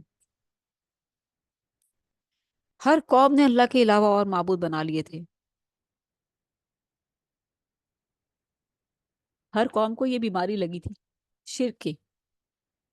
مشرکین مکہ کو سنایا جا رہا ہے کہ دیکھو اس قوم نے بھی یہی بیماری تھی، اس قوم نے بھی یہ غلط گناہ کیا تھا، اس قوم کو بھی اس وقت کے رسول نے یعنی کہ ایک اللہ کی عبادت کی دعوت دی، اور پھر نوح علیہ السلام نے بھی ایک اللہ کی عبادت کی دعوت دی، ہود علیہ السلام نے بھی ایک اللہ کی عبادت کی دعوت دی، کیونکہ وہ اپنے بزرگوں کے پیچھے لگ گئے تھے۔ صحیح جو بزرگ پرستی شروع ہوئی ہے وہ نوح علیہ السلام کی بعد ہوئی ہے۔ نوح علیہ السلام کی جب دنیا سے رخصت ہوئے تو نوح علیہ السلام کی جو ماننے والے تھے وہ ان کی قبر پر چلے جایا کرتے تھے اور کچھ دیر وہاں بیٹھ کر آ جایا کرتے تھے، اور کوئی ایسا کام نہیں کرتے تھے کہ جس سے اللہ ناراض ہو، یا کوئی شرک والا کام کچھ نہیں کرتے تھے، ان کے لیے دعا کرتے تھے اور آ جایا کرتے تھے، ٹھیک ہے۔ اچھا پھر کیا ہوا کہ ان کے آل اولاد نے دیکھا، بچے ہوتے ہیں نا، ہر عمر کے ہوتے ہیں نا، کہ ہمارے بڑے وہاں جاتے ہیں قبر پہ، اب بڑے تو مرا گئے، اب چھوٹے بڑے ہوئے تو انہوں نے بھی جو ہے کسی نے جا کر بیٹھا کہ ہمارے والد بیٹھا کرتے تھے، اور جو ہے پھر ان کے بھی آگے سے بچے ہوئے، تو جب آگے سے آگے نسل بڑھی تو شیطان نے ان کو شرک میں مبتلا کر دیا کہ دیکھو تمہارے بڑے قبر پہ جایا کرتے تھے، برکتیں لینے کے لیے جایا کرتے تھے، ان سے مدد مانگنے کے لیے جایا کرتے تھے، تم بھی جایا کرو۔ تو اس طریقے سے قبر پرستی، اور پھر شیطان نے یہ ڈال دیا کہ اب کون بار بار قبر پر جائے، تم ان کا گھر میں ہی کوئی نشان بنا لو، دیوار پر کوئی نشان بنا لو، دیوار پر ان کی شکل بنا لو۔ اب دیوار پر بنا لی، اب دیوار سے اس دیوار پر ہے، دیوار ڈھہ گئی، کہیں بید بھی ہو گئی، تو چلو ان کا پتلا بت بنا لو۔ شیطان نے بھی بڑی ترتیب سے تبلیغ کی ہے نا، شرک کی ترتیب بار تبلیغ کرتا ہے وہ بھی شرک کی، اس نے بھی ترتیب بار تبلیغ کی، آہستہ آہستہ گھیرا لوگوں کو، اور پھر وہ بات جو نوح علیہ السلام کے بعد جانے کے بعد جو لوگ وہاں بیٹھ جایا کرتے تھے وہ بات شرک میں بدل گئی، عبادت میں بدل گئی۔ اس طریقے سے ہود علیہ السلام کی قوم میں بھی یہ چیز موجود تھی، کیونکہ نوح علیہ السلام کے بعد ہود علیہ السلام آئے، تو قوم نے توہین آمیز انداز میں ان کی بات کو جھٹلا دیا اور کہا کہ لگتا ہے کہ ہمارے معبودوں نے آپ کے اوپر کوئی برا اثر ڈال دیا ہے۔ اللہ اللہ اکبر۔ حضرت ہود علیہ السلام نے فرمایا کہ گواہ رہو کہ میں تمہارے معبودوں سے اعلان برات کرتا ہوں، یعنی بیزاری، میرا ان سے کوئی تعلق نہیں اور مجھے ان کا کوئی ڈر نہیں، کوئی بلا مجھ پر ان کی وجہ سے نہیں اترتی، میں نے تم تک حق بات پہنچا دی ہے، تم نے اسے نہیں مانا، اب اللہ تعالیٰ کی طرف سے عذاب کے لیے تیار ہو جاؤ۔ آخر کار ایک رسوا کن عذاب نے حق بات جھٹلانے والوں کو تباہ کر دیا۔ رکن نمبر 6، گمراہ آبا و اجداد کی پیروی کا انجام۔ مشرکین مکہ کے لیے بہترین سبق یہاں پر، گمراہ آبا و اجداد کی پیروی کر رہے تھے نا، آپ سلسلے سے کہتے تھے ہم اپنے باپ دادا کا دین نہیں چھوڑ سکتے، تو صدیوں سے چلا آ رہا ہے، آپ کیسے ہمیں منع کر سکتے ہیں؟ صدیوں سے چلتا چلا آ رہا ہے، صدیوں سے گائے کی محبت بھی چلتی چلی آ رہی ہے، آج تک گائے کی محبت ختم نہیں ہوئی، ہم سب دیکھ سکتے ہیں، گائے کی محبت آج تک ختم نہیں ہوئی، بتوں کی محبت آج تک ختم نہیں، بزرگوں کی محبت آج تک ختم نہیں ہوئی، اور صحیح دین کی دعوت دینے والوں کو جھٹلا کر، برا بھلا کہہ کر، اور یہاں تک کہ کافر بھی کہہ دیا جاتا ہے، لیکن قرآن نہیں نہ پڑھتے لوگ، اس لیے قرآن پڑھیں گے تو پتہ چلے گا کہ کس طریقے سے یہ شرک کی بیماری پھیلی۔ چھٹے رکوع میں قوم سمود کی بربادی کی داستان ہے۔ حضرت صالح علیہ السلام نے اس قوم کو توحید کی دعوت دی، ہر رسول نے توحید کی دعوت دی، آؤ لا الہ الا اللہ، ایک اللہ کی عبادت کرو، چھوڑ دو ان بزرگوں معبودوں کو جن کو تم نے بنا رکھا ہے۔ نہیں، ہم نہیں مانتے آپ کی بات، یہ تو ہمارے باپ دادا کا دین ہے۔ لیکن قوم نے آباء و اجداد کے من گھڑت معبودوں کو چھوڑنے سے انکار کر دیا۔ اللہ نے اپنی قدرت کی نشانی کے طور پر اس قوم کے سامنے ایک اونٹنی پہاڑ سے برآمد کی، اپنی قدرت کی نشانی کے طور پر۔ انہوں نے کہا نا کہ پھر کوئی نشانی تو دکھاؤ، تو جو ہے پھر یہ نشانی اللہ تعالیٰ نے اونٹنی برآمد کی پہاڑ سے، ٹھیک ہے، اور انہیں خبردار کیا کہ اسی اونٹنی کو بری نیت سے ہاتھ نہ لگانا، یہ اللہ کی اونٹنی ہے، اگر تم نے اس کو تنگ کیا یا اس کو تکلیف پہنچائی تو تم پر عذاب آئے گا۔ قوم نے اونٹنی کو ہلاک کر دیا۔ اونٹنی تھی وہ کنویں کا پانی پی جایا کرتی تھی، تو پھر جو ہے جو بھی تھا کہ کچھ ایک دن اونٹنی کا اور ایک دن لوگوں کے لیے پانی کا مخصوص کیا گیا، لیکن لوگوں نے پھر بھی اس کی حسد و جلن میں اس کو ہلاک کر دیا۔ 3 دن بعد اللہ کا عذاب آ گیا اور پوری قوم ایک زلزلے سے ہلاک کر دی گئی۔ اللہ نے حضرت صالح علیہ السلام اور اہل ایمان کو محفوظ رکھا۔ سورہ ہود مسلسل اتر رہی ہے، آپ صلی اللہ علیہ وسلم اونٹنی پر سوار ہیں، اونٹنی، اور پھر وہ اونٹنی جو ہے دبی چلی جا رہی ہے وہی کے بوجھ سے، آپ صلی اللہ علیہ وسلم پسینے سے شرابور ہو رہے ہیں۔ اتنی قوموں کے عذاب کا ذکر دیا، دیکھیں تو صحیح یہاں پر ایک کے بعد ایک، اور یہ کنڈیشن ہو رہی تھی آپ صلی اللہ علیہ وسلم کی، اور اونٹنی جو ہے دبی چلی جا رہی تھی یہاں تک کہ وہ بیٹھ گئی۔ رکو نمبر 7، ہم جنس پرستی کی عبرتناک سزا۔ 7ویں رکو میں اس واقعہ کا بیان ہے کہ جب فرشتے خوبصورت لڑکوں کی شکل میں حضرت ابراہیم علیہ السلام اور ان کی زوجہ کے پاس آئے اور انہیں بشارت دی کہ اللہ انہیں ایک بیٹا اور بعد میں اس بیٹے سے ایک پوتا عطا کرنے والا ہے۔ اما سارہ تھی موجود اس وقت، ان سے حضرت اسحاق ہوئے اور پھر ان سے بیٹے حضرت یعقوب ہوئے، ٹھیک ہے، حضرت یعقوب کے پھر 12 بیٹے، پھر بنی اسرائیل پوری اس طرح سے۔ یہ جد امجد کون تھے؟ حضرت ابراہیم علیہ السلام۔ حضرت ابراہیم علیہ السلام کی زوجہ نے پوچھا، فرشتوں نے جب خوشخبری دی بیٹے کی اور پوتے کی، تو حضرت ابراہیم علیہ السلام کی زوجہ نے پوچھا کہ میرے ہاں بیٹا کیسے پیدا ہوگا جبکہ میں تو بانجھ ہوں اور میرے شوہر بوڑھے ہیں؟ فرشتوں نے بتایا کہ اللہ جو چاہے کر سکتا ہے، اللہ جو چاہے سو کر سکتا ہے۔ پھر یہی فرشتے حضرت لوط علیہ السلام کے پاس پہنچے۔ حضرت لوط علیہ السلام آپ کے بھتیجے تھے، یا چچا تھے یا بھتیجے تھے، اس طرح سے رشتہ تھا، اور ایک علاقے میں حضرت لوط ابراہیم علیہ السلام نبوت کی ذمہ داری نبھا رہے تھے، دوسری طرف حضرت لوط علیہ السلام نبوت کی ذمہ داری نبھا رہے تھے، ٹھیک ہے، ٹھیک ہے، تو اس طریقے سے۔ اچھا، پھر کیا ہوا کہ اللہ اکبر، لوط علیہ السلام کی قوم جو تھی وہ ہم جنس پرستی میں مبتلا تھی۔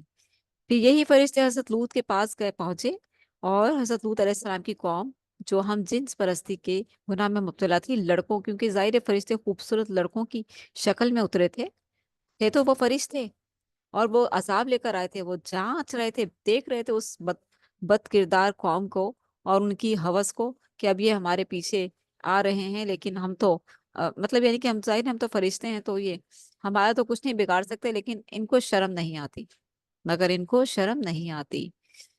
اچھا، لڑکوں کی آمد یعنی فرشتوں کی آمد کی اطلاع پا کر قوم بڑی خوش ہوئی کہ بڑے خوبصورت لڑکے آئے ہیں، چلو چلو پکڑو ان کو، اور آ کر حضرت لوط کے گھر کو گھیر لیا۔ کیونکہ حضرت لوط علیہ السلام کے گھر میں تھے نا آئے فرشتے، حضرت لوط علیہ السلام نے قوم کو شرمناک فعل کے ارادے سے باز آنے کی تلقین کی کہ دیکھو یہ میرے مہمان ہیں، ان کے ساتھ بدفعلی کی ارادے مت رکھنا، لیکن قوم نے ان کی بات نہ مانی، اور حضرت لوط علیہ السلام نے کہا کہ کاش میرے پاس تم سے مقابلہ کرنے کی قوت ہوتی، کیونکہ لوط علیہ السلام کو تو پتہ ہی نہیں تھا کہ یہ فرشتے ہیں، غیب کا علم نہیں ہوتا نا انبیاء کو، اور ابراہیم علیہ السلام کو بھی نہیں پتا تھا، لیکن جب انہوں نے بچڑا لا کر روسٹ کر کے ان کے سامنے رکھا تو وہ ہاتھ نہیں لگا رہے تھے، تو کہا آپ کھاتے کیوں نہیں؟ تو وہ سیدھے بیٹھے تھے، تو اللہ کے رسول ابراہیم علیہ السلام سمجھ گئے کہ یہ فرشتے ہیں۔ تو یہاں پر فرشتوں نے ان سے کہا کہ آپ گھبرائیے نہیں، لوط علیہ السلام سے کہا کہ آپ گھبرائیے نہیں، ہم؟ آپ گھبرائیے نہیں، آج رات اپنے گھر والوں کو لے کر بستیوں سے نکل جائیے، یعنی کہ آپ ہماری فکر نہیں کریے، ہمیں کچھ نہیں کر سکتے یہ لوگ، اور اس رات جو ہے، آج رات اپنے گھر والوں کو لے کر بستی سے نکل جائیے، بستیوں سے نکل جائیے، ان کی بیوی کے سوا تمام اہل خانہ نکل گئے۔ بدقسمت بیوی کی ہمدردیاں فاسق قوم کے ساتھ تھیں اور وہ قوم کے ساتھ عذاب سے دوچار ہوئی۔ اللہ نے اس قوم کی بستیوں کو الٹ دیا اور پھر پتھروں کی بارش سے پوری قوم کو ہلاک کر دیا۔ یہ تھا سخت عذاب۔ ہم جنس پرستی کی بیماری بھی اسی قوم میں موجود ہے، شرک کی بیماری بھی مسلمانوں میں موجود ہے، اور جو ہے ناپ تول میں کمی کی بیماری بھی اس قوم میں موجود ہے، لوٹ مار کی بیماری بھی اس قوم میں موجود ہے۔ یعنی کہ گزشتہ قوموں نے جو جو خرابیاں اور جو جو بیماریاں ان میں تھیں موجود، جو جو گناہ کی خرابیاں تھیں ان میں، وہ ساری کی ساری بدعمالیاں اب اس امت محمدیہ نے اپنا لی ہیں۔ شرم کی بات ہے اپنے آپ کو، یعنی کہ شرم کا مقام ہے کہ اپنے آپ کو امت محمدیہ بھی کہتے ہیں، فخر سے مسلمان بھی کہتے ہیں، اور وہ سارے کام بھی کرتے ہیں جو گزشتہ امتیں لے کر ذلیل و خوار ہو کر دنیا سے رخصت ہو گئی۔ شرم نہیں آتی۔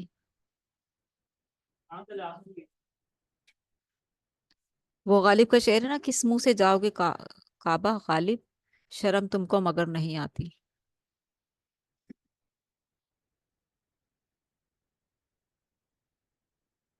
اللہ اکبر۔ رکو نمبر 8، حرام خوری کا برا انجام۔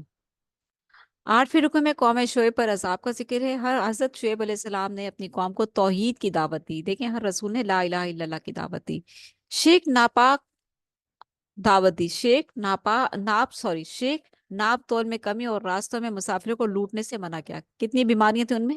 شرک کرتے تھے اللہ کے ساتھ، اور بزرگوں کو بھی پکارتے تھے، ناپ تول میں کمی کرتے تھے، اور راستوں میں مسافروں کو لوٹنے سے منع کیا۔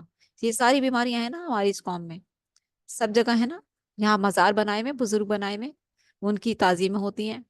اچھا، دوسری ناپ تول میں کمی کس حد تک ہو رہی، رمضان کا بھی خیال نہیں ہے، اور راستوں میں لوٹ مار کس حد تک ہو رہی، یہ بھی آپ لوگ سب جانتے ہیں۔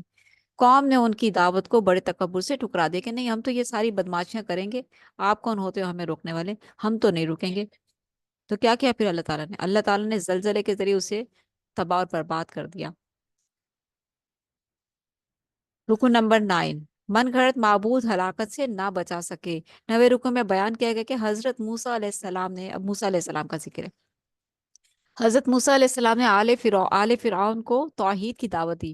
آل فرعون نے حضرت موسیٰ علیہ السلام کی بات نہیں مانی، بلکہ فرعون کی پیروی کی۔ فرعون خدا بنا ہوا بیٹھا تھا نا، وہ خود بنفس نفیس خدا بن گیا تھا، جیسے نمرود ابراہیم علیہ السلام کے دور میں وہ خدا بنا بیٹھا تھا، اور یہاں یہ خدا بنا بیٹھا تھا۔ تو حضرت موسیٰ علیہ السلام کی بات نہیں مانی آل فرعون نے، بلکہ فرعون کی پیروی کی۔ روز قیامت وہ فرعون کے پیچھے پیچھے آئیں گے اور وہ انہیں جہنم کے اندر لا گرائے گا۔ دنیا میں پیروی کی تھی نا، اسی طرح وہ قیامت میں بھی رسوا ہو جائے سب کے سب۔ اللہ نے ماضی میں کئی قوموں کو ہلاک کیا، کسی قوم کے من گھڑت معبود اسے ہلاکت سے نہ بچا سکے۔ یہ دیکھیں، یہ کتنا بڑا سبق ہے نا، کتنا فخر کرتے تھے نا اپنے معبودوں بزرگوں پر کہ یہ ہمیں بچا لیں گے۔ آج کے ہمارے مسلمانوں میں بھی تو یہ غلط فہمی آ گئی ہے کہ ہمیں ہمارے بزرگ بچا لیں گے، ہم وہ ہیں، قادری ہیں، چشتی ہیں، سرودی ہیں، پتہ نہیں کون کون ہیں، ہم نے فلاں کی لڑی پکڑی ہوئی، ہمیں ہمارا بزرگ بچا لیں گے۔ اس دن بزرگ جو نیک اعمال کر کے دنیا سے چلے گئے، ان کا تو پیچھے سے انہوں نے کباڑا کر دیا، ان کی شخصیت کو ذلیل و رسوا کر دیا کہ ان کو معبود ہی بنا ڈالا، ان کے نام کے کتنے قصیدے بنا لیے۔ تو وہ تو اللہ تعالیٰ کے ہاں اگر وہ مقام لے گئے ہیں، تو اللہ تعالیٰ کے ہاں جب قیامت آئے گی، جب قیامت ہوگی، تو جب سب کھڑے ہوں گے، تو یہ لوگ اپنے اپنے پیروں کے بھرم کے ساتھ ان کے پیچھے پیچھے جائیں گے، تو وہ کہیں گے یہ کیا ہیں، یہ کون ہے، ان کو دور کریے ہم سے، یہ کیا مصیبتیں ہم سے چمٹے جا رہی ہیں۔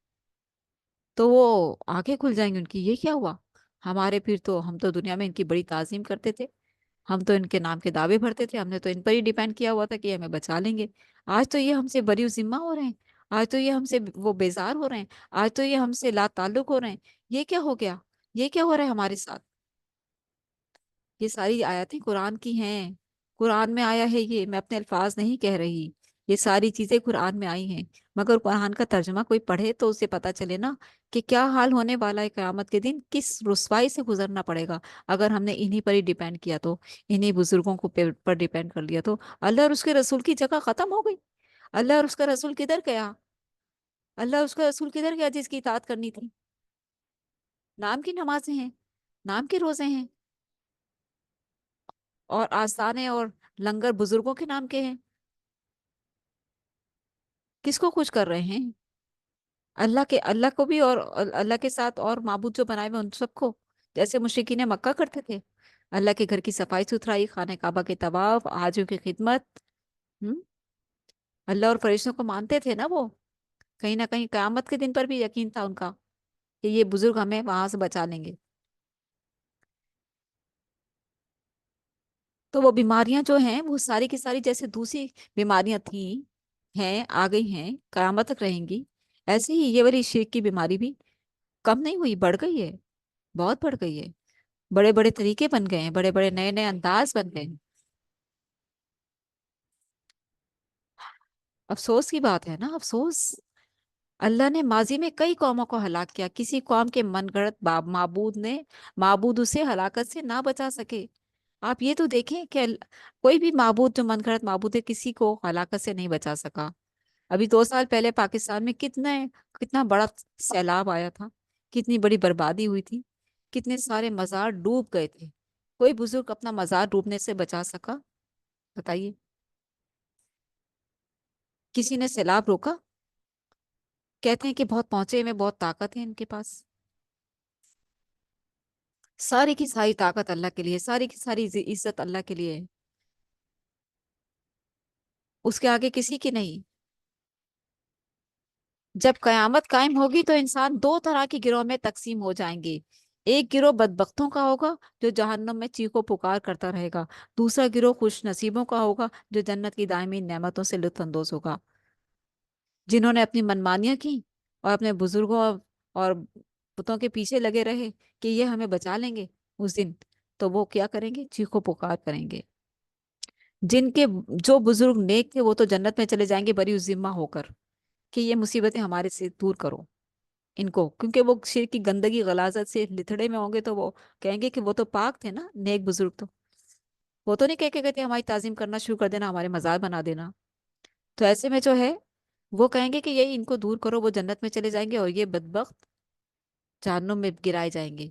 और दूसरी तरफ वो जो, जिन्होंने वाजे तौर पर, जैसे मुशरिकीन मक्का ने बुत बना लिए, वो उनके जो बुत होंगे ना वो उनके साथ जहन्नुम में डाले जाएंगे। जलो मरो इनके साथ ही, और हमेशा इसी जहन्नुम में रहो। जिनकी ताजीम तुम अल्लाह को छोड़कर किया करते थे, आज वो तुम्हारे साथ जहन्नुम में दाखिल होंगे। और वो जो अपने पाँव चुमवाते हैं, अपने पाँव पर सजदे करवाते हैं, और जो है अकड़े बैठे हैं कि हम बड़े वो हैं, पहुंचे हुए हैं, हमारे को वो मिली हुई है, क्या मिली हुई है पता नहीं, सरदारी सरकारी, वो दस्तार, लड़ी चलती चली आ रही है ना, लड़ी, एक के बाद दूसरा, दूसरे के बाद तीसरा, चौथा। वो जो हैं लोगों को अपने आगे झुकवाते हैं, वो भी साथ ही जैसे पत्थरों के बुत जाएंगे। तो एक गिरोह बदबख्तों का होगा और जहन्नुम में चीखो पुकार करता रहेगा। दूसरा गिरोह खुश नसीबों का होगा जो जन्नत की दायमी नेमतों से लुत्फानंदोज होगा। अल्लाह में इसी गिरोह में शामिल फरमाए, आमीन। कैसी जबरदस्त सूरह हूद जो है, ए- अकीदे की दुरुस्तगी के लिए बेहतरीन सूरत है। ऐसे नहीं अल्लाह के रसूल ने कहा कि मैं, मुझे सूरह हूद ने बूढ़ा कर दिया, ऐसे तो नहीं कहा ना। हम्म। रुको नंबर 10, असाब से कौन लोग बच जाते हैं, असाब से कौन लोग बच जाते हैं। 10वें रुको में अहले ईमान को तलकीन की गई कि वो हक पर डटे रहें और बातिल के साथ किसी किस्म का समझौता ना करें।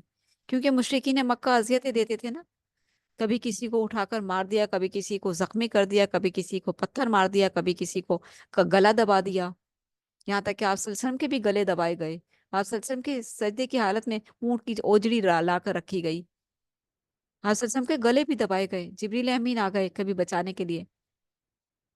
अबू जहल अबू लहाब ने बहुत कोशिशें की, आप सल्लल्लाहु अलैहि वसल्लम को बहुत तकलीफें पहुंचाई। फिर जब एक मर्तबा जिब्रील अमीन आए और खतरनाक ऊंट की शक्ल में आए, इतना बड़ा हौलनाक मुंह खोला, अबू जहल का सर चबाने के लिए, तो भाग निकला, दौड़ निकला, वहशत से, दहशत से। और फिर उसने जो है आप सल्लल्लाहु अलैहि वसल्लम पर हमला करना छोड़ा। کہ تمہاری ہمت کیسے ہوئی میرے حبیب پر حملہ کرنے کی؟ تو آپ صلی اللہ علیہ وسلم خاتم النبیین ہیں، رحمت للعالمین ہیں، امام الانبیاء ہیں. کبھی دشمن کا وار چل گیا، کبھی اللہ تعالیٰ نے جبریل امین کے ذریعے بچا لیا، کبھی ہر بار بھی تو بچا سکتا تھا نا اللہ تعالیٰ. کیا نہیں دیکھ رہا تھا کہ میرے حبیب کا گلا دبا رہا ہے یہ شخص؟ کتنی اذیت میں میرا حبیب. ہر بار اللہ تعالیٰ بھیج سکتا تھا نا جبریل امین کو، کیوں نہیں بھیجا؟ کیوں نہیں بھیجا؟ کیا اس بات پہ غور کیا کبھی؟ اس لیے کہ دیکھو وہ اللہ کے رسول، اللہ کے بندے ہیں، وہ اتنے ہی قوت اور طاقت رکھتے ہیں جتنی اللہ تعالیٰ نے دی ہوئی ہے، جتنی ان کے لیے اللہ تعالیٰ نے وسعت رکھی ہوئی ہے. وہ اللہ کے بندے ہیں، اللہ کے رسول ہیں. تم لوگوں نے جو پہنچی ہوئی سرکاریں بنائی ہوئی کہ فلاں جو ہے ان کا نام ہی لے لو بس، ایسے ایسی کس سی کہانیاں کہ پتہ نہیں کس کی لونڈی تھی، وہ کہاں سے گری اور لٹک رہی تھی تو اس نے فلاں بزرگ کا نام لیا تو وہ دوڑتے ہوئے آئے اور اس کو اپنی باہوں میں لے کر نیچے گرنے سے بچا لیا. یہ ایسے ہوتے ہیں نیک ولی اللہ؟ غیر محرم عورت کو ایسے باہوں میں لے کر جھولیں گے؟ کیسی کہانیاں کس سے؟ یہاں وہ پاک اور بڑی ذمہ ہو گئے کہ ان پر تو کوئی گناہ نہیں ہے کسی بھی عورت کو باہوں میں لے کر جھولے جھولیں. نعوذ باللہ. کیسی کیسی کہانیاں ہیں یہ، کیسی کیسی قصے ہیں یہ کہ بزرگوں کو کس قدر بدنام کر دیا. کیسی کیسی کہانیاں قصے گھڑ کے. عذاب سے کون لوگ بچ جاتے ہیں؟ 10ویں رکوع میں اہل ایمان کو تلقین کی گئی کہ وہ حق پر ڈٹے رہیں اور باطل کے ساتھ کسی قسم کا سمجھوتا نہ کریں، نماز قائم کریں اور نیکیوں میں سبقت کریں. مسلمانوں کو، صحابہ کرام کو کہا جا رہا ہے، تسلی دی جا رہی ہے، اور ساتھ ساتھ ہم سب کے لیے بھی یہ پیغام ہے کہ حق پر ڈٹے رہیں. کیسے حق پر ڈٹے رہیں گے؟ قرآن پڑھا ہے نا، ترجمہ پڑھ لیا، حق سامنے آ گیا. اب حق کے لیے ہم آواز تو اٹھا سکتے ہیں نا، اپنے پڑوسی کو بتا سکتے ہیں نا، اگر وہ اس عقیدے کے ہیں تو پیار سے، محبت سے قرآن کی آیتیں سنا کر. ایک دم ہی نہیں سارا کھول کر رکھ دیں کہ آپ تو ایسے ہیں، آپ تو ویسے ہیں، آپ تو غلط ہیں، آپ تو جہنم میں جائیں گے، آپ کو تو کوئی حال نہیں ہے، آپ تو کافر ہیں، آپ تو مشرک ہیں. ایسے نہ کہیں. پیار، محبت، چاہت، دل جیتے، ماحول بنائیں، بات سننے کا ماحول بنائے، بات سنانے کا ماحول بنائے. پھر جب وہ بات سننے کے لیے آپ کی تیار ہو جائے پھر آہستہ آہستہ دعوت شروع کریں. ٹھیک ہے، یہ ہے طریقہ کار حکمت کا. اور اس کام میں شامل ہو جائیں. بتواصوا بالحق وتواصوا بالصبر. شروع تو کریں. اچھا خیر، اللہ تعالیٰ اپنے نیک بندوں سے کہہ رہا ہے کہ وہ حق پر ڈٹے رہیں اور باطل کے ساتھ کسی قسم کا سمجھوتا نہ کریں، نماز قائم کریں اور نیکیوں میں سبقت کریں. نیکیاں برائیوں کے اثرات کو مٹا دیتی ہیں. صبر کرتے رہیں اور اللہ صبر کرنے والوں کے ساتھ ہے. صبر کرنے کو کیوں کہا؟ کیونکہ مشرکین کو دیکھ کر صبر نہیں آتا. اگر ہمارے اپنے ہی بہن بھائی مشرک ہوں تو ہمیں کیسے صبر آئے گا بتائیے؟ کسی کے والدین مشرک ہیں، وہ دنیا سے چلے گئے، رو رو کر برا حال ہو گیا، قرآن بعد میں پڑھائے، بعد میں پڑھا اولاد نے قرآن. اما ابا چلے گئے اس گناہ کے ساتھ، یا اولاد نہیں مان رہی، بہک گئی ہے، یا بہن نہیں مان رہی، یا میرا بھائی نہیں مان رہا، یا میری بیٹی نہیں مان رہی، تو کتنے کتنے صبر ہیں نا، کتنے صبر ہیں. شرک سے بچنا تو اور بات ہے، دوسرا کہ نماز کے لیے نہیں مانتے. ماں بیٹی کا رشتہ ٹوٹ جاتا ہے.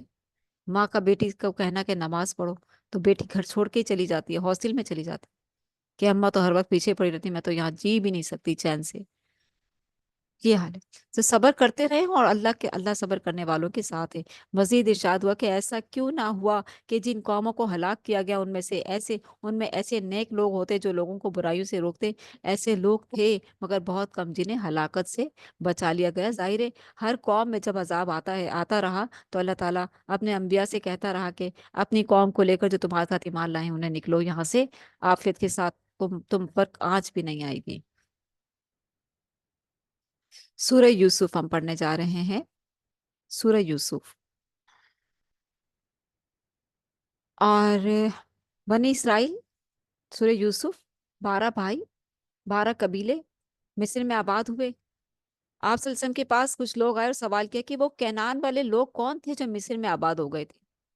تو اللہ کے رسول کو غیب کا تو علم نہیں تھا، کیونکہ حضرت ابراہیم علیہ السلام کے بیٹے اسحاق اور یعقوب علیہ السلام جو تھے، یعقوب علیہ السلام وہ کہاں تھے؟ याकूब अलैहिस्सलाम जो थे वो, मुझे माइक सुनने पड़ जाते हैं, आप लोग क्लास में आते हैं तो माइक्स ऑफ किया कीजिए अपने अपने। इब्राहिम अलैहिस्सलाम के बेटे इसहाक, इसहाक के बेटे याकूब, याकूब अलैहिस्सलाम के बेटे यूसुफ, और इनके 11 भाई। ये सब के सब जब कहत पड़ा, यूसुफ अलैहिस्सलाम तो खैर बचपन में ही मिस्र आ गए थे। जो भी अब हम पढ़ेंगे सारी रुदाद उनकी कि क्या हुए थे मराहिल, किस किस आजमाइश से वो खूबसूरत रसूल गुजरे। जवानी बचपन से ही उनकी आजमाइश शुरू हो गई थी, और उन्होंने जो ख्वाब देखा था उसकी बिना पर। तो अल्लाह के रसूल सल्लल्लाहु अलैहि वसल्लम के पास कुछ लोग आए, कहने लगे वो केनान में कौन लोग थे वो जो मिस्र जा बसे, जरा बताइए आप, अगर अल्लाह के सच्चे रसूल हैं तो अल्लाह के रसूल सल्लल्लाहु अलैहि वसल्लम तो गैब का नहीं जानते थे ना। तो अल्लाह ताला ने सूरह यूसुफ तारी, खूबसूरत सूरत, खूबसूरत किस्सा, यकदम एक ही वक्त में सारे का सारा। ठीक है, अब सुनते हैं क्या था खूबसूरत किस्सा। इल्म और हिकमत से मामूर हसीन वाकया। सूरह यूसुफ का उन्वान है इल्म और हिकमत से मामूर खूबसूरत हसीन वाकया। ठीक है, रसूल भी खूबसूरत, उनसे उनसे मुंसलिक ख्वाब भी खूबसूरत हसीन ख्वाब। हम्म, और उनसे मुंसलिक सारी जो स्टोरी है वो भी खूबसूरत, लेकिन दर्द भरी भी है। दर्द बहुत है इसमें, आप यकीन करें रोना आ जाता है ऐसे सफाक भाइयों की सफाकी को सुनकर, रोना भी आ जाता है। चलिए सुनते हैं। रुको, नंबर 1, हासिद के सामने अपनी खूबी का जिक्र ना करो। आपके अंदर जो भी खूबियां हैं, आप हासिदीन के सामने जिक्र ना करें उसका, कि मेरे पास तो ये, मेरे पास तो वो, मैं तो यूं, मैं तो वो। ठीक है, पहले रुको में हजरत यूसुफ अलैहिस्सलाम के एक ख्वाब का जिक्र है। उन्होंने एक ख्वाब देखा कि 11 सितारे, सूरज और चांद उनको सजदा कर रहे हैं। 11 सितारे, सूरज और चांद उनको सजदा कर रहे हैं। उन्होंने जब अपने वालिद हजरत याकूब अलैहिस्सलाम को अपना ख्वाब सुनाया, तो उन्होंने फरमाया कि अल्लाह तुम्हें अजीम मकाम और मर्तबा पर सरफराज फरमाएगा। ये कोई मामूली ख्वाब नहीं है, चांद सितारे ख्वाब में देखना, ये बड़ी खुशखबरियां होती हैं इसके पीछे। लेकिन यहाँ पर जो था सूरज और चांद और 11 सितारे उनको सजदा कर रहे हैं। तो जो वालिद थे याकूब अलैहिस्सलाम, वो भाप गए कि ये मेरे बेटे को अल्लाह ताला ने इस वक्त बचपन में ही इतनी बड़ी नेमत से, यानी कि इतनी बड़ी खुशखबरी, इतनी बड़ी एजाज की चीज दिखाई है ख्वाब के जरिए। मेरे बच्चे को इतनी बड़ी नेमत मिलनी है, और मोहब्बत से सरापा, बाप बेटे की मोहब्बत इतनी ज्यादा कि आंखों से ओझल ना कर सके बेटे को। हम्म, बेटे को आंखों से ओझल नहीं कर सकते, इतनी मोहब्बत चिमटाए हुए हर वक्त, मेरा यूसुफ, मेरा यूसुफ, मेरा यूसुफ, मेरा यूसुफ। यूसुफ अलैहिस्सलाम, अब्बा, मेरे अब्बा, मेरे अब्बा। अच्छा, ये क्या हुआ, अब ये मोहब्बत देखी तो जो 11 भाई थे, बाकी के 10 भाई ज्यादा जो बड़े थे, वो हसद में मुब्तला हो गए। उन्होंने हसद शुरू कर दी। तो ऐसे में जो है, जो आप लोगों से कुछ मिस्टेक्स हो जाया करती हैं, और आप लोगों के मार्कर्स चल पड़ते हैं और कुरान की खुलासे पर चलते हैं, तो ये अच्छी बात नहीं है। अपने अपने मार्कर्स पर कंट्रोल रखें। हासिद के सामने अपनी खूबी का जिक्र ना करो। पहले रुकू में हजरत यूसुफ अलैहिस्सलाम, अब देखें, डिस्ट्रैक्ट कर दे, डिस्ट्रैक्ट हो जाता है इंसान। ये एक बेअदबी में आती है बात, मजलिस के खिलाफ है ये। कोई बच्चा ही होगा यकीनन, वालिदा किसी काम में बिजी होंगी, अल्लाह ताला रहम फरमाए, आमीन।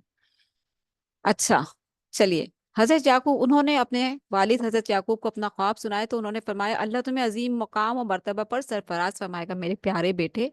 अलबत्ता इस ख्वाब का जिक्र अपने सौतेले भाइयों से ना करना, वो तुमसे हसद करते हैं, और हसद की आग में जलकर तुम्हारे खिलाफ कोई साजिश करेंगे।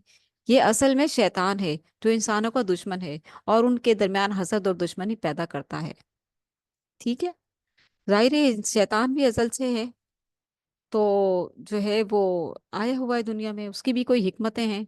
वो तो बड़ा नेक, बहुत नेक पारसा था, यानी कि उसको कह सकते हैं कि वो बहुत पहुंचा हुआ, मतलब फिर भी इतना ऐसे नहीं, यानी कि पहुंचे हुए का मतलब ये है कि वो जन्नतों में भी रसाई कर गया था, 7वें आसमान पर। हम्म, जब अब्बा आदम की तख्लीक की अल्लाह ताला ने, तो वो पास ही खड़ा था, फरिश्तों में शुमार होता था उसका।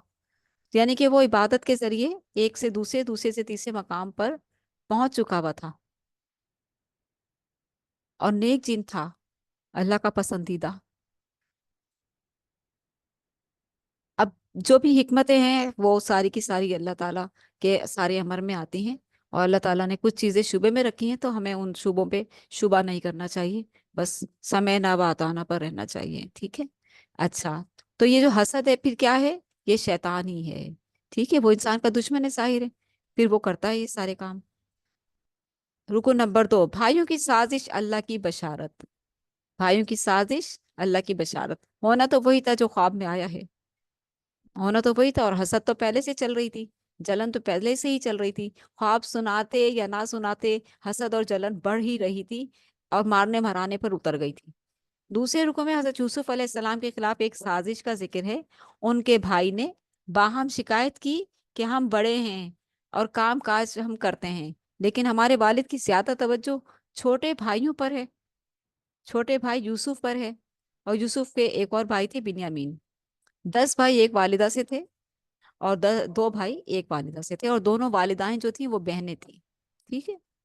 अच्छा, छोटे भाई यूसुफ पर है वालिद की सारी तवज्जो, हम सारे काम करते हैं. वालिद की शफकत हासिल करने के लिए जरूरी है कि हम यूसुफ को उनसे दूर कर दें. अच्छा, वो भी वालिद की शफकत चाहते थे, वालिद शफकत करते थे उनसे, ऐसी बात नहीं है, लेकिन एक झुकाव ज्यादा था यूसुफ अलैहिस्सलाम की तरफ. होता है ना, जो झुकाव ज्यादा था. और फिर अंबिया से भी तो गलती हो जाती है ना, अंबिया भी, वो अंबिया से भी होती हैं गलतियां. उनसे कोई ये गलती तो नहीं हुई थी, लेकिन ये है कि कहीं ना कहीं कोई कमी रह गई. ठीक है. तो जैसे कि मैं ये बात कहना चाह रही हूँ कि बुजुर्ग जो हैं, जो आजकल के बनाए हुए हैं, वो तो बहुत पाक साफ हैं और उनसे कोई गलती नहीं होती, और वो बहुत बुलंद है, बहुत पहुंचे हुए हैं, और अंबिया से भी पहुंच गए ऊपर. ठीक है. अब मेरी बातें पे आप जो है गौर कर लिया करें कि मैं क्या कह रही हूँ. बुजुर्गों की इतनी ताजीम है हमारे माशरे में. अच्छा, चलें, बहरहाल हम देखते हैं कि उन्होंने बहाने से वालिद साहब से, भाइयों ने बहाने से वालिद साहब से इजाजत ली कि और यूसुफ को अपने साथ जंगल ले गए. जैसे तैसे करके उन्होंने मना ही लिया अपने अब्बा को कि हमारे साथ भेज दीजिए, हम इसकी हिफाजत के लिए काफी नहीं है कि हम 10 के 10 हैं, इसकी हिफाजत करेंगे. अब्बा ने रोकना चाहा कि इसको कोई भेड़िया ना खा जाए, कहीं तुम खेल में मशगूल हो गए तो कहीं इसको भेड़िया ना खा जाए, लेकिन उन्होंने कहा नहीं, हम इसको नहीं ऐसा होने देंगे. फिर उन्हें एक खुश कुएं पर डाल दिया. अच्छा, क्योंकि साजिश तो उनके दिलों में चलन चली रही थी, असर चली रही थी. मुख्तसर किस्सा यहाँ पर यह है कि उन्होंने बहाने से वालिद साहब से इजाजत ली और यूसुफ को अपने साथ जंगल ले गए. फिर उन्होंने एक खुश कुएं में डाल दिया और कमीज उतार ली उनकी, कमीज. और इस सूरत में यूसुफ अलैहिस्सलाम की कमीज भी 3 मरतबा जिक्र आएगा, 3 मरतबा कमीज का जिक्र आएगा. ठीक है, कुर्ते का जिक्र आएगा 3 मरतबा. पहला पहला जिक्र, यूसुफ अलैहिस्सलाम का कुर्ता उतार लिया उन्होंने, उन्हें कुएं में डाल दिया. अच्छा, ऐसे में अल्लाह ने हजरत यूसुफ अलैहिस्सलाम को अच्छा, उनमें भाइयों में किसी ने कहा कि इसको कत्ल ही कर डालो, इसको दूर छोड़ाओ. लेकिन जो है उसको फिर उन्होंने कहा कि चलो इस तरह करते हैं कि काफिला कोई गुजरेगा तो वो उसको ले जाएगा, तो ये मरेगा भी नहीं और हम मारेंगे भी नहीं, यानी कि हमारे सर पे ये गुनाह नहीं आएगा. तो कुएं में डाल दिया. ऐसे में अल्लाह ने हजरत यूसुफ अलैहिस्सलाम को इल्हाम के जरिए से बशारत दी कि तुम एक रोज भाइयों से उनकी इस जालिमाना हरकत के बारे में बास पुरस करोगे. हजरत यूसुफ अलैहिस्सलाम, अंधेरा हो गया, जाहिर है रात हो गई, और जो है भाइयों ने प्लानिंग की कि अब अब्बा को क्या बताएंगे जाकर वापिस. तो वापिस जाकर बताने की जो ये बात जहन में आई कि एक भेड़िया, एक मेंढा को ज़िबा करते हैं और उसका खून यूसुफ के कुर्ते पर लगाते हैं और अब्बा को बता देंगे कि उसको भेड़िया खा गया. ठीक है, इन्होंने ये प्लानिंग की और लाकर एक भेड़ा ज़िबा किया और उसका खून कुर्ते पर लगा दिया. दूसरी तरफ यूसुफ, और फिर वो अपने वालिद साहब के पास चले गए. और दूसरी तरफ रात हो गई. यूसुफ अलैहिस्सलाम अपने भाइयों की इस रुदात को याद कर करके अफसोस कर रहे हैं. अंधेरा, खूब अंधेरा, घना जंगल, अंधेरे में अकेले, और खौफ. लेकिन अल्लाह ताला की तरफ से बशारत आ रही कि परेशान नहीं हो मेरे बंदे, परेशान नहीं हो मेरे प्यारे बंदे. हम्म, तुझे कुछ नहीं होगा. एक रोज आएगा कि तू अपने भाइयों को अपनी इनकी जालिमाना रुदात सुनाएगा, सिर्फ बताएगा, तू इनकी इस हरकत को बताएगा, यानी कि तू तुझे यहाँ मारा नहीं जाएगा, तुझे मैं मरने नहीं दूंगा, तू बेफिक्र रहे. कितनी प्यारी तसल्ली थी ना, बशारत थी। उनके भाई रात गए, घर वापिस आए और वालिद साहब के सामने झूठ बोला कि यूसुफ को भेड़िया खा गया। कमीज तो सालिम थी, कमीज तो सालिम थी। जब भेड़िया किसी को चीरता फाड़ता है तो कुर्ता भी तो फटता है ना, कुर्ता तो सही सलामत था। तो जब कुर्ते को सही सलामत देखा तो याकूब अलैहिस्सलाम समझ गए कि ये खबर साफ झूठ है। उन्होंने अल्लाह से सब्र की तौफीक मांगी कि अल्लाह मुझे सब्र दे, सब्रन जमीलन, खूबसूरत सब्र। एक काफले, अच्छा, उन्होंने सब्र मांगा यानी कि मुख्तसिर हम पढ़ रहे हैं, ठीक है ना। तो जो है उन्होंने अपना काम कर दिया, लेकिन उन्होंने कुर्ते को देखकर तसल्ली आ गई कि मेरा बेटा महफूज है। और जो उसने ख्वाब देखा हुआ है, उस ख्वाब की तामीर का ही ये कोई हिस्सा चल रहा है, इसलिए मुतमईन हो गए। लेकिन बहुत रोए, बहुत रोते थे, बहुत बहुत तड़पे, बहुत बिलके। एक काफले का कुएं के पास से गुजर हुआ, वो यूसुफ अलैहिस्सलाम को मिस्र ले गया। वहां के एक मनसबदार अजीज मिस्र ने उन्हें खरीद लिया। तो जो काफला आया था तो वो खुशखबरी खुशखबरी है यूसुफ अलैहिस्सलाम। उन्होंने जब अपना डोल डाला पानी के निकालने के लिए, तो यूसुफ अलैहिस्सलाम डोल में बैठकर बाहर आए। वजन था तो वो खींचते रहे, खींचा तो देखा तो खूबसूरत बच्चा है, तो कहा खुशखबरी है, खुशखबरी है, हाजा गुलामन। ले गए उसको मिस्र के बाजार में बेच दिया। वहां के अजीज मिस्र ने खरीद लिया, और अजीज मिस्र ने खरीदा तो उनको अपना बेटा बना लिया। कितनी खूबसूरत खरीदारी हुई। हम्म, अल्लाह के रसूल है ना। अल्लाह ताला देख रहे हैं मैं अपने बंदे को कहाँ कहाँ से गुजार रहा हूँ, किस किस घाटी से गुजरेगा ये अभी। अभी आगे तो और आजमाइशें आएंगी, अभी तो और आएंगी। हमें तो अपनों ने लूटा, गैरों का कहाँ दम था। हम्म? मेरी कश्ती वहां डूबी जहाँ पानी कम था। तो यूसुफ अलैहिस्सलाम अपनों से लुटे हुए थे, पहुंचे, अजीज मिस्र ने खरीद लिया और अपने महल में रखा अपना बेटा बनाकर। क्या बात है, अल्लाह ताला कैसे कैसे एजाज़ात से, एक मुसीबत से निकाला, एक अच्छा ख्वाब दिखाया तो मुश्किल में पड़ गए, मुश्किल से निकाला तो फिर एक अलग शहर, अलग जगह, खूबसूरत महल, बेटा बना लिया बादशाह ने अपना। अच्छा, अब्बा की तो याद आती ही थी, जाहिर है वो सगे बाप तो नहीं थे, लेकिन अब रहना तो था ना। एक चल रही थी, एक चल रहा था, एक अल्लाह ताला की तरफ से एक आजमाइश चल रही थी।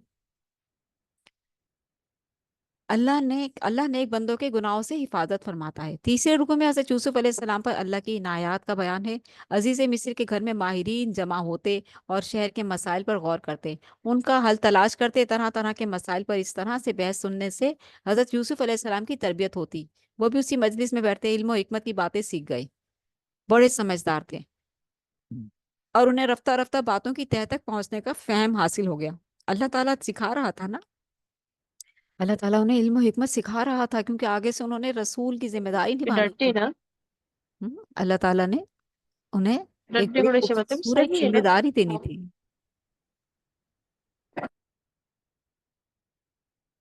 म्यूट ऑल करना होगा मुझे। मैं, इतना खूबसूरत किस्सा है, मैं म्यूट ऑल कर दूं पहले, फिर। यस, चलिए। अच्छा, तो रफ्ता रफ्ता वो बातों की तह तक पहुंचने का फहम हासिल हो गया उनको, यूसुफ अलैहिस्सलाम को। बड़े समझदार थे, बड़े सब्र से अपना वक्त वहां उन्होंने गुजारा। जाहिर है रात दिन उनकी मसरूफियत हो गई, और एक अच्छा माहौल मिल गया, महल मिल गया रहने के लिए। फिर अल्लाह ने अपने खास फैज से उन्हें ख्वाबों की ताबीर भी सिखाई, ख्वाबों की ताबीर का इल्म भी सिखाया। ठीक है, फिर यूसुफ अलैहिस्सलाम जवान हुए तो अजीज मिस्र की बीवी ने उनकी खूबसूरती से मुतासिर होकर उन्हें दावत गुना दी। जो जिस औरत ने उनको माँ बनकर पाला, बेटा समझती रही, जब वो खूबसूरत है तो वही उन पर आशिक हो गई। ये आजमाइश आ गई यूसुफ अलैहिस्सलाम पर कि अब वो जो है उन्हें बुला रही है गलत काम के लिए। यूसुफ अलैहिस्सलाम ने गुनाह से बचने के लिए अल्लाह की पनाह तलब की, यहाँ तक कि उसने अपने प्राइवेट रूम में उनको बुला लिया किसी बहाने से, और गलत काम की तरफ दावत देने लगी। तो यूसुफ अलैहिस्सलाम जो थे वो चकरा गए एकदम कि ये क्या हो रहा है मेरे साथ ना। उन्होंने फौरन अल्लाह ताला से पनाह तलब की, अल्लाह ने उनकी हिफाजत फरमाई। और फिर हम देखते हैं कि वो जो है किस तरह से यूसुफ अलैहिस्सलाम आगे आगे और पीछे पीछे, वो जो थी अजीज मिस्र की बीवी थी, भाग रही थी। और यहाँ तक कि जो है दरवाजे के करीब जैसे ही पहुंचे तो पीछे से, पहुंचने ही वाले थे तो पीछे से उसने कुर्ता खींचा तो कुर्ता पीछे से फट गया। फिर कुर्ते का जिक्र आ गया, कुर्ता फट गया। और आगे से जो जब दरवाजा खुला तो अजीज मिस्र सामने था।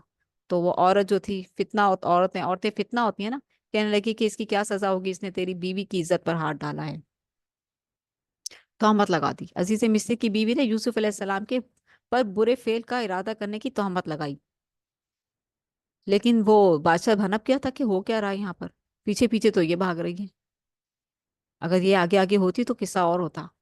خاموش ہو گیا، محل کی عزت، بیوی کی عزت، سب کچھ ساری صورتحال کو دیکھ کر خاموش گئے، لیکن اللہ نے آپ کی پاکیزگی بڑے واضح ثبوت کے ساتھ ظاہر فرما دی کہ جو ہے جس کے پاس مقدمہ لے جایا گیا، اس نے کہا کہ یوسف کا کرتا اگر آگے سے پھٹا ہے تو عورت یوسف گناہ گار ہے، اگر یوسف کا کرتا پیچھے سے پھٹا ہے تو پھر عورت گناہ گار ہے۔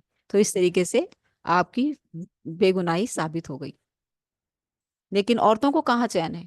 اب عورتوں کو اب عورتوں کو چین نہیں ہے۔ ایک عورت کا جو قصہ ہوا وہ پورے ماحول میں پھیل گیا کہ ہاں، عزیز مصر کی بیوی تو اپنے غلام پر، اپنے بیٹے پر ہی عاشق ہو گئی ہے، دیکھو تو ذرا، کس سے کہانیاں مذاق اڑانے لگے لوگ۔ تو وہ بھی بادشاہ کی بیوی تھی، تو اس نے جو ہے پھر دعوت دی ساری عورتوں کو کہ دیکھتے ہیں جو حضرت یوسف کا مثالی پاکیزہ کردار۔ چوتھے رکوع میں بیان کیا گیا کہ مصر میں بڑے افسران کی بیگمات نے حیرت کا اظہار کیا کہ عزیز مصر کی بیوی اپنے ایک غلام پر فدا ہو گئی ہے۔ عزیز مصر کی بیوی کو کیا ہو گیا ہے؟ عزیز مصر کی بیوی کو جب اس کا علم ہوا تو اس نے ان بیگمات کو گھر پر مدعو کیا، دعوت پر بلایا، ان کے سامنے پھل رکھے اور انہیں چھریاں دیں تاکہ پھل کاٹ کاٹ کر کھائیں۔ تب یوسف علیہ السلام کو ان کے سامنے سے گزرنے کے لیے کہا۔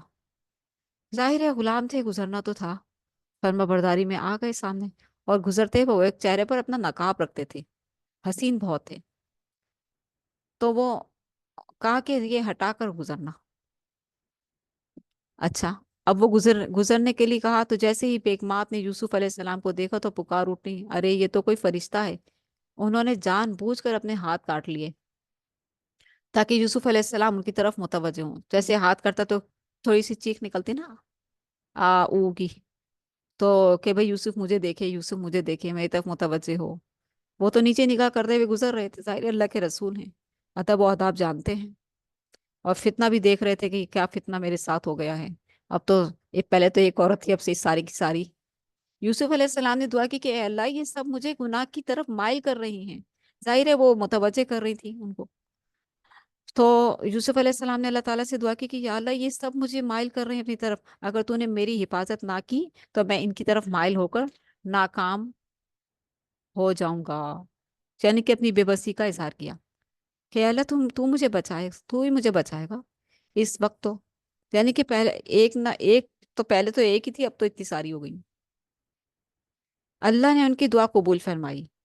جب افسران شہر نے محسوس کیا کہ ہماری عورتیں یوسف پر فدا ہیں تو انہیں قابو کرنے کے بجائے حضرت یوسف علیہ السلام کو قید خانے میں ڈال دیا۔ عزیز مصر کی بیوی نے کہا، اگر تو میری بات نہیں مانے گی تو تجھے قید خانے میں ڈلوا دوں گی۔ تو قید خانے میں یوسف علیہ السلام نے کہا، میرے لیے قید خانہ بہتر ہے ایسی ذلت سے، تو انہیں قید خانے میں ڈلوا دیا۔ رکو نمبر 5، قید خانے میں یوسف علیہ السلام کا پر حکمت واز۔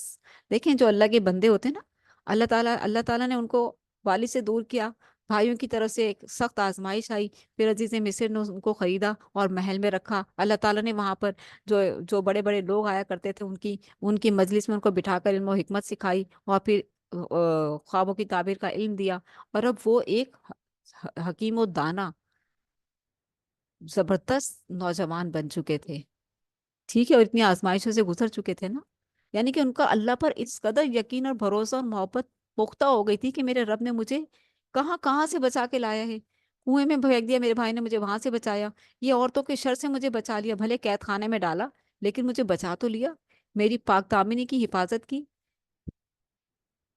یعنی کہ اللہ تعالیٰ کے وہ بہت زیادہ تھینک فل، شکر گزار، محبت میں بڑھ گئے۔ اللہ تیرا شکر، اللہ تیرا شکر ہے، اللہ تیرا شکر ہے، ہر وقت اللہ کی تعریف، ہر وقت اللہ کے تھینک فل شکر گزاری میں ان کا وقت گزر رہا ہے۔ خوش ہو گئے قید خانے میں جا کر کہ یا اللہ تیرا شکر ہے، قید خانہ بھی انہیں برا نہیں لگ رہا تھا، اللہ کی محبت دل میں بھر گئی تھی نا، شکرانے کے طور پر اللہ تعالیٰ کا شکر کر رہے ہیں، اے اللہ تیرا شکر ہے، اللہ تیرا شکر ہے، الحمدللہ، اللہ تیرا شکر ہے، تو نے میری پاک دامنی کی حفاظت کی۔ اللہ تعالیٰ नौजवानों को, हमारे बच्चों को, हमारे बेटों को ऐसा ही पाक दामन बनाए, आमीन। पहले, अच्छा फिर क्या हुआ कि अब हम देखते हैं यहाँ पर कि इनमें से, हाँ, जब आप हजरत 5वें रुकू में दो नौजवान कैदियों के सच्चे ख्वाबों का जिक्र है, क्योंकि मुख्तसिर कैद खाने में डलवा दिया। यूसुफ अलैहिस्सलाम भी वहाँ है, वहाँ के कैदी भी खुश हो गए कि इतना खूबसूरत प्यारा साथी हमारे पास आ गया है। नेक से नेक सिफत है, शख्सियत ही खूबसूरत थी। अच्छा, वेलकम किया उन्होंने सबने। अच्छा, यूसुफ अलैहिस्सलाम अल्लाह ताला की शुक्रगुजारी में, अल्लाह की मोहब्बत में महव, और फिर अपनी जिम्मेदारी भी पहचान रहे हैं। कैसे, आगे चलते हैं, देखते हैं। इनमें से एक साकी था, दो, अच्छा, हज़रत यूसुफ अलैहिस्सलाम के साथ दो कैदी भी कैद खाने में दाखिल हुए। ठीक है।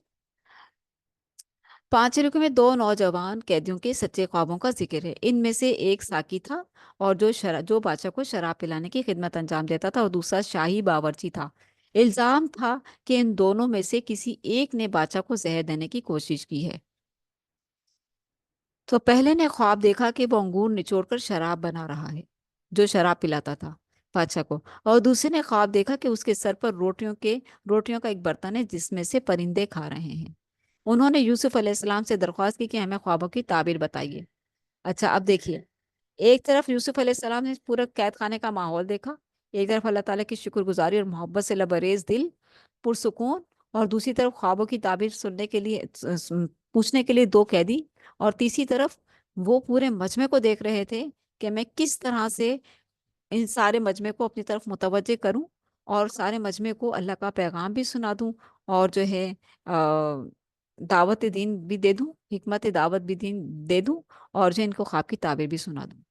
ठीक है। तो वो सारे माहौल का जायजा लिया उन्होंने बड़ी हिकमत से। फिर क्या हुआ, उन्होंने अपना बात शुरू किया।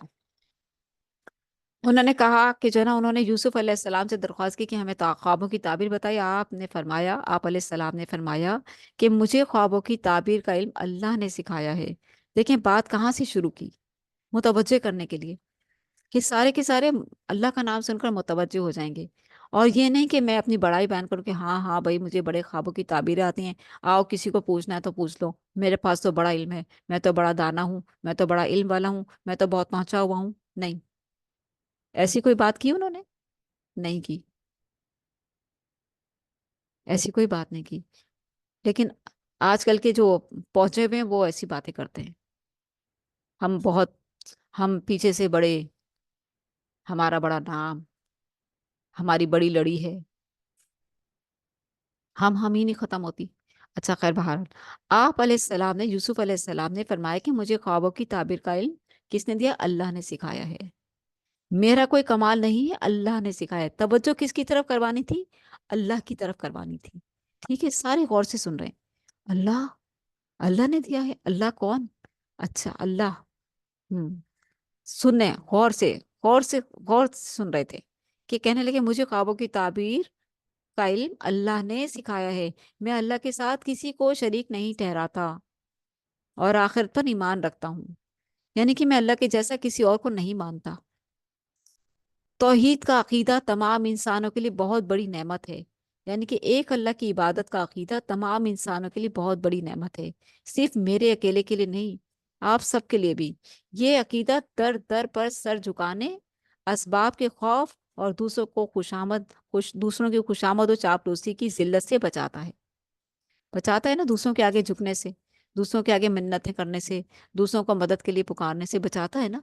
जब हमें पता है कि हमारा तो एक अल्लाह ही वाहदहू ला शरीक ही हमारे लिए काफ़ी है, तो फिर हम किसी के आगे क्यों झुकें, किसी के दर पर क्यों जाएं, यानी कि किसी गैर खुदा के दर पर क्यों जाएं, किसी को खुदा जैसी ताकतवर या खुदा के हमसर मानकर क्यों जाएं उसके सामने। ठीक है, आम लोगों से तो हम लेन देन करते ही है ना, आम लोगों से तो हम मामलात रखते हैं। इसका मतलब ये नहीं कि आम लोगों का के मामलात भी खत्म हो जाएं, बातचीत ही खत्म हो जाए, नहीं, वो और चीजें, मदद तलब करना, ताजीम करना, और चीजें। तो इसमें जो है, कहा कि मुझे ख्वाबों की ताबीर अल्लाह ने सिखाए है, मैं अल्लाह के साथ किसी को शरीक नहीं ठहराता, और आखिरत पर ईमान रखता हूँ। یعنی کہ مر کے آخرت پہ جانا ہے، اللہ کو جواب دینا ہے۔ توحید کا عقیدہ تمام انسانوں کے لیے بہت بڑی نعمت ہے۔ یہ عقیدہ در در پر سر جھکانے، اسباب خوف اور دوسروں کو خوشامد و چاپلوسی کی ذلت سے بچاتا ہے، دوسروں کی خوشامد و چاپلوسی کی ذلت سے بچاتا ہے۔ بقول اقبال، یہ ایک سجدہ جسے تو گرا سمجھتا ہے، ہزار سجدے سے دیتا ہے آدمی کو نجات۔ یعنی کہ در در پر جو تو سجدے کرتا پھرتا ہے، ایک اللہ کے حضور کر لے سچا سجدہ، بس جس کے آگے پیشانی جھکنے کے لیے بنائی گئی ہے اسی کے آگے جھکا لے۔ جس نے یہ پیشانی بنائی ہے نا، معزز پیشانی، اس کو سمجھ کر اسی کے آگے جھکا لو بس۔ اس کی مخلوق کے آگے جھکا کر ذلیل و خوار مت ہو۔ اللہ ہی معبود حقیقی ہے، یوسف علیہ السلام کہہ رہے ہیں، اور اس نے حکم دیا ہے کہ اس کے سوا کسی کی بندگی نہ کی جائے۔ پھر انہوں نے خوابوں کی تعبیر بتائی۔ اتنی خوبصورت واعظ کے بعد سب کو ہوش مندی دلائی، سب کو ہوش مندی دلائی، سب کو ایک پیغام دے دیا، اپنا حق ادا کر دیا، اپنا فرض ادا کر دیا۔ اب لوگوں نے یہ بات سن لی نا، اب آئیں گے لوگ کہ اچھا، ہم نے تو آسمان کا رب بھی بنایا ہوا ہے، ہم نے تو زمین کا رب بھی بنایا ہوا ہے، ہم نے تو پانی کا رب بھی بنایا ہوا ہے، ہم نے تو خشکی کا رب بھی بنایا ہوا ہے، تو یہ سارے خدا نہیں ہوتے؟ تو اس طرح سے پھر وہ ایک اللہ کی طرف آتے ہیں اور ایک اللہ کی بات کرتے ہیں۔ ٹھیک ہے، تو یہ طریقہ تھا حکمت کا کہ اللہ ہی معبود حقیقی اور اس نے حکم دیا ہے کہ اس کے سوا کسی کی بندگی نہ کی جائے۔ پھر انہوں نے خوابوں کی تعبیر بتائی۔ ساقی الزام سے بری ہو جائے گا اور دوبارہ جا کر بادشاہ کی خدمت کرے گا، یعنی دوبارہ شراب پلائے گا۔ باورچی پر الزام ثابت ہوگا، اسے صلیب پر لٹکا دیا جائے گا اور پرندے اس کے سر سے نوچ نوچ کر کھائیں گے، اس کے سر میں سے مغز نوچ نوچ کر کھائیں گے۔ یہ خواب کی تعبیر تھی۔ یوسف علیہ السلام نے ساقی سے کہا کہ بادشاہ سے میرا ذکر کرنا کہ مجھے بے قصور قید میں ڈال دیا گیا ہے۔ ساقی بادشاہ کے سامنے آپ علیہ السلام کا ذکر کرنا بھول گیا۔ سالہ سال آپ قید خانے میں رہے، لیکن قید میں اللہ تعالیٰ کے ساتھ ان کا تعلق بہت پیارا، مضبوط ہوتا چلا گیا۔ ٹھیک ہے، ساقی بھول گیا ذکر کرنا۔ اب ہم یہ اس سپارے کا آخری رکو پڑھنے جا رہے ہیں، اور باقی جو ہے ہم 13ویں پارے میں کل پڑھیں گے، لیکن ابھی ہم یہ رکو پڑھتے ہیں۔ رکو نمبر 6، حضرت یوسف علیہ السلام کی اعلیٰ ظرفی۔ چھٹے رکو میں بادشاہ کا خواب کا مذکور ہے، بادشاہ کے خواب کا مذکور ہے، کیونکہ یوسف علیہ السلام کو اللہ تعالیٰ نے ایک وقت مقرر مدت کے بعد قید سے نکالنا ہے نا، تو طریقہ کیا کرا کہ یوسف علیہ السلام کو بادشاہ کو، جو عزیز مصر تھا، اس کو خواب دکھایا۔ بادشاہ نے دیکھا کہ 7 موٹی گائیں ہیں جنہیں 7 دبلی گائیں کھا جاتی ہیں، موٹی گایوں کو 7 دبلی گائیں کھا جاتی ہیں۔ اناج کی 7 پھلیاں سبز ہیں اور 7 خشک، اناج کی 7 پھلیاں سبز ہیں اور 7 خشک۔ بادشاہ کے دربار میں موجود کوئی بھی سردار اس خواب کی تعبیر نہ بتا سکا۔ ساقی نے بادشاہ کی اجازت سے، ساقی کو یاد آیا کہ اچھا، میرے کو بھی تو خواب کی تعبیر بتائی تھی یوسف نے اتنے سال پہلے، میں تو اس کا ذکر کرنا ہی بھول گیا۔ اچھا، جاتا ہوں میں اس کے پاس، اس سے پوچھ کر آتا ہوں۔ ساقی بادشاہ کی اجازت سے حضرت یوسف علیہ السلام کے پاس خواب کی تعبیر پوچھنے کے لیے آیا۔ حضرت یوسف علیہ السلام نے اعلیٰ ظرفی کا مظاہرہ کرتے ہوئے ساقی سے کوئی شکایت نہیں کی کہ میں تو تمہیں جب کہا تھا میرا ذکر کرنا، تمہیں اب میرا خیال آیا ہے، اور آئے بھی ہو تو میرے پاس کام سے آئے ہو، جاؤ میں نہیں بتاتا، میرا ذکر کیوں نہیں کیا تھا تم نے بادشاہ کے سامنے، جاؤ میں نہیں بتاتا۔ کچھ نہیں کہا انہوں نے ایسا کچھ نہیں کہا۔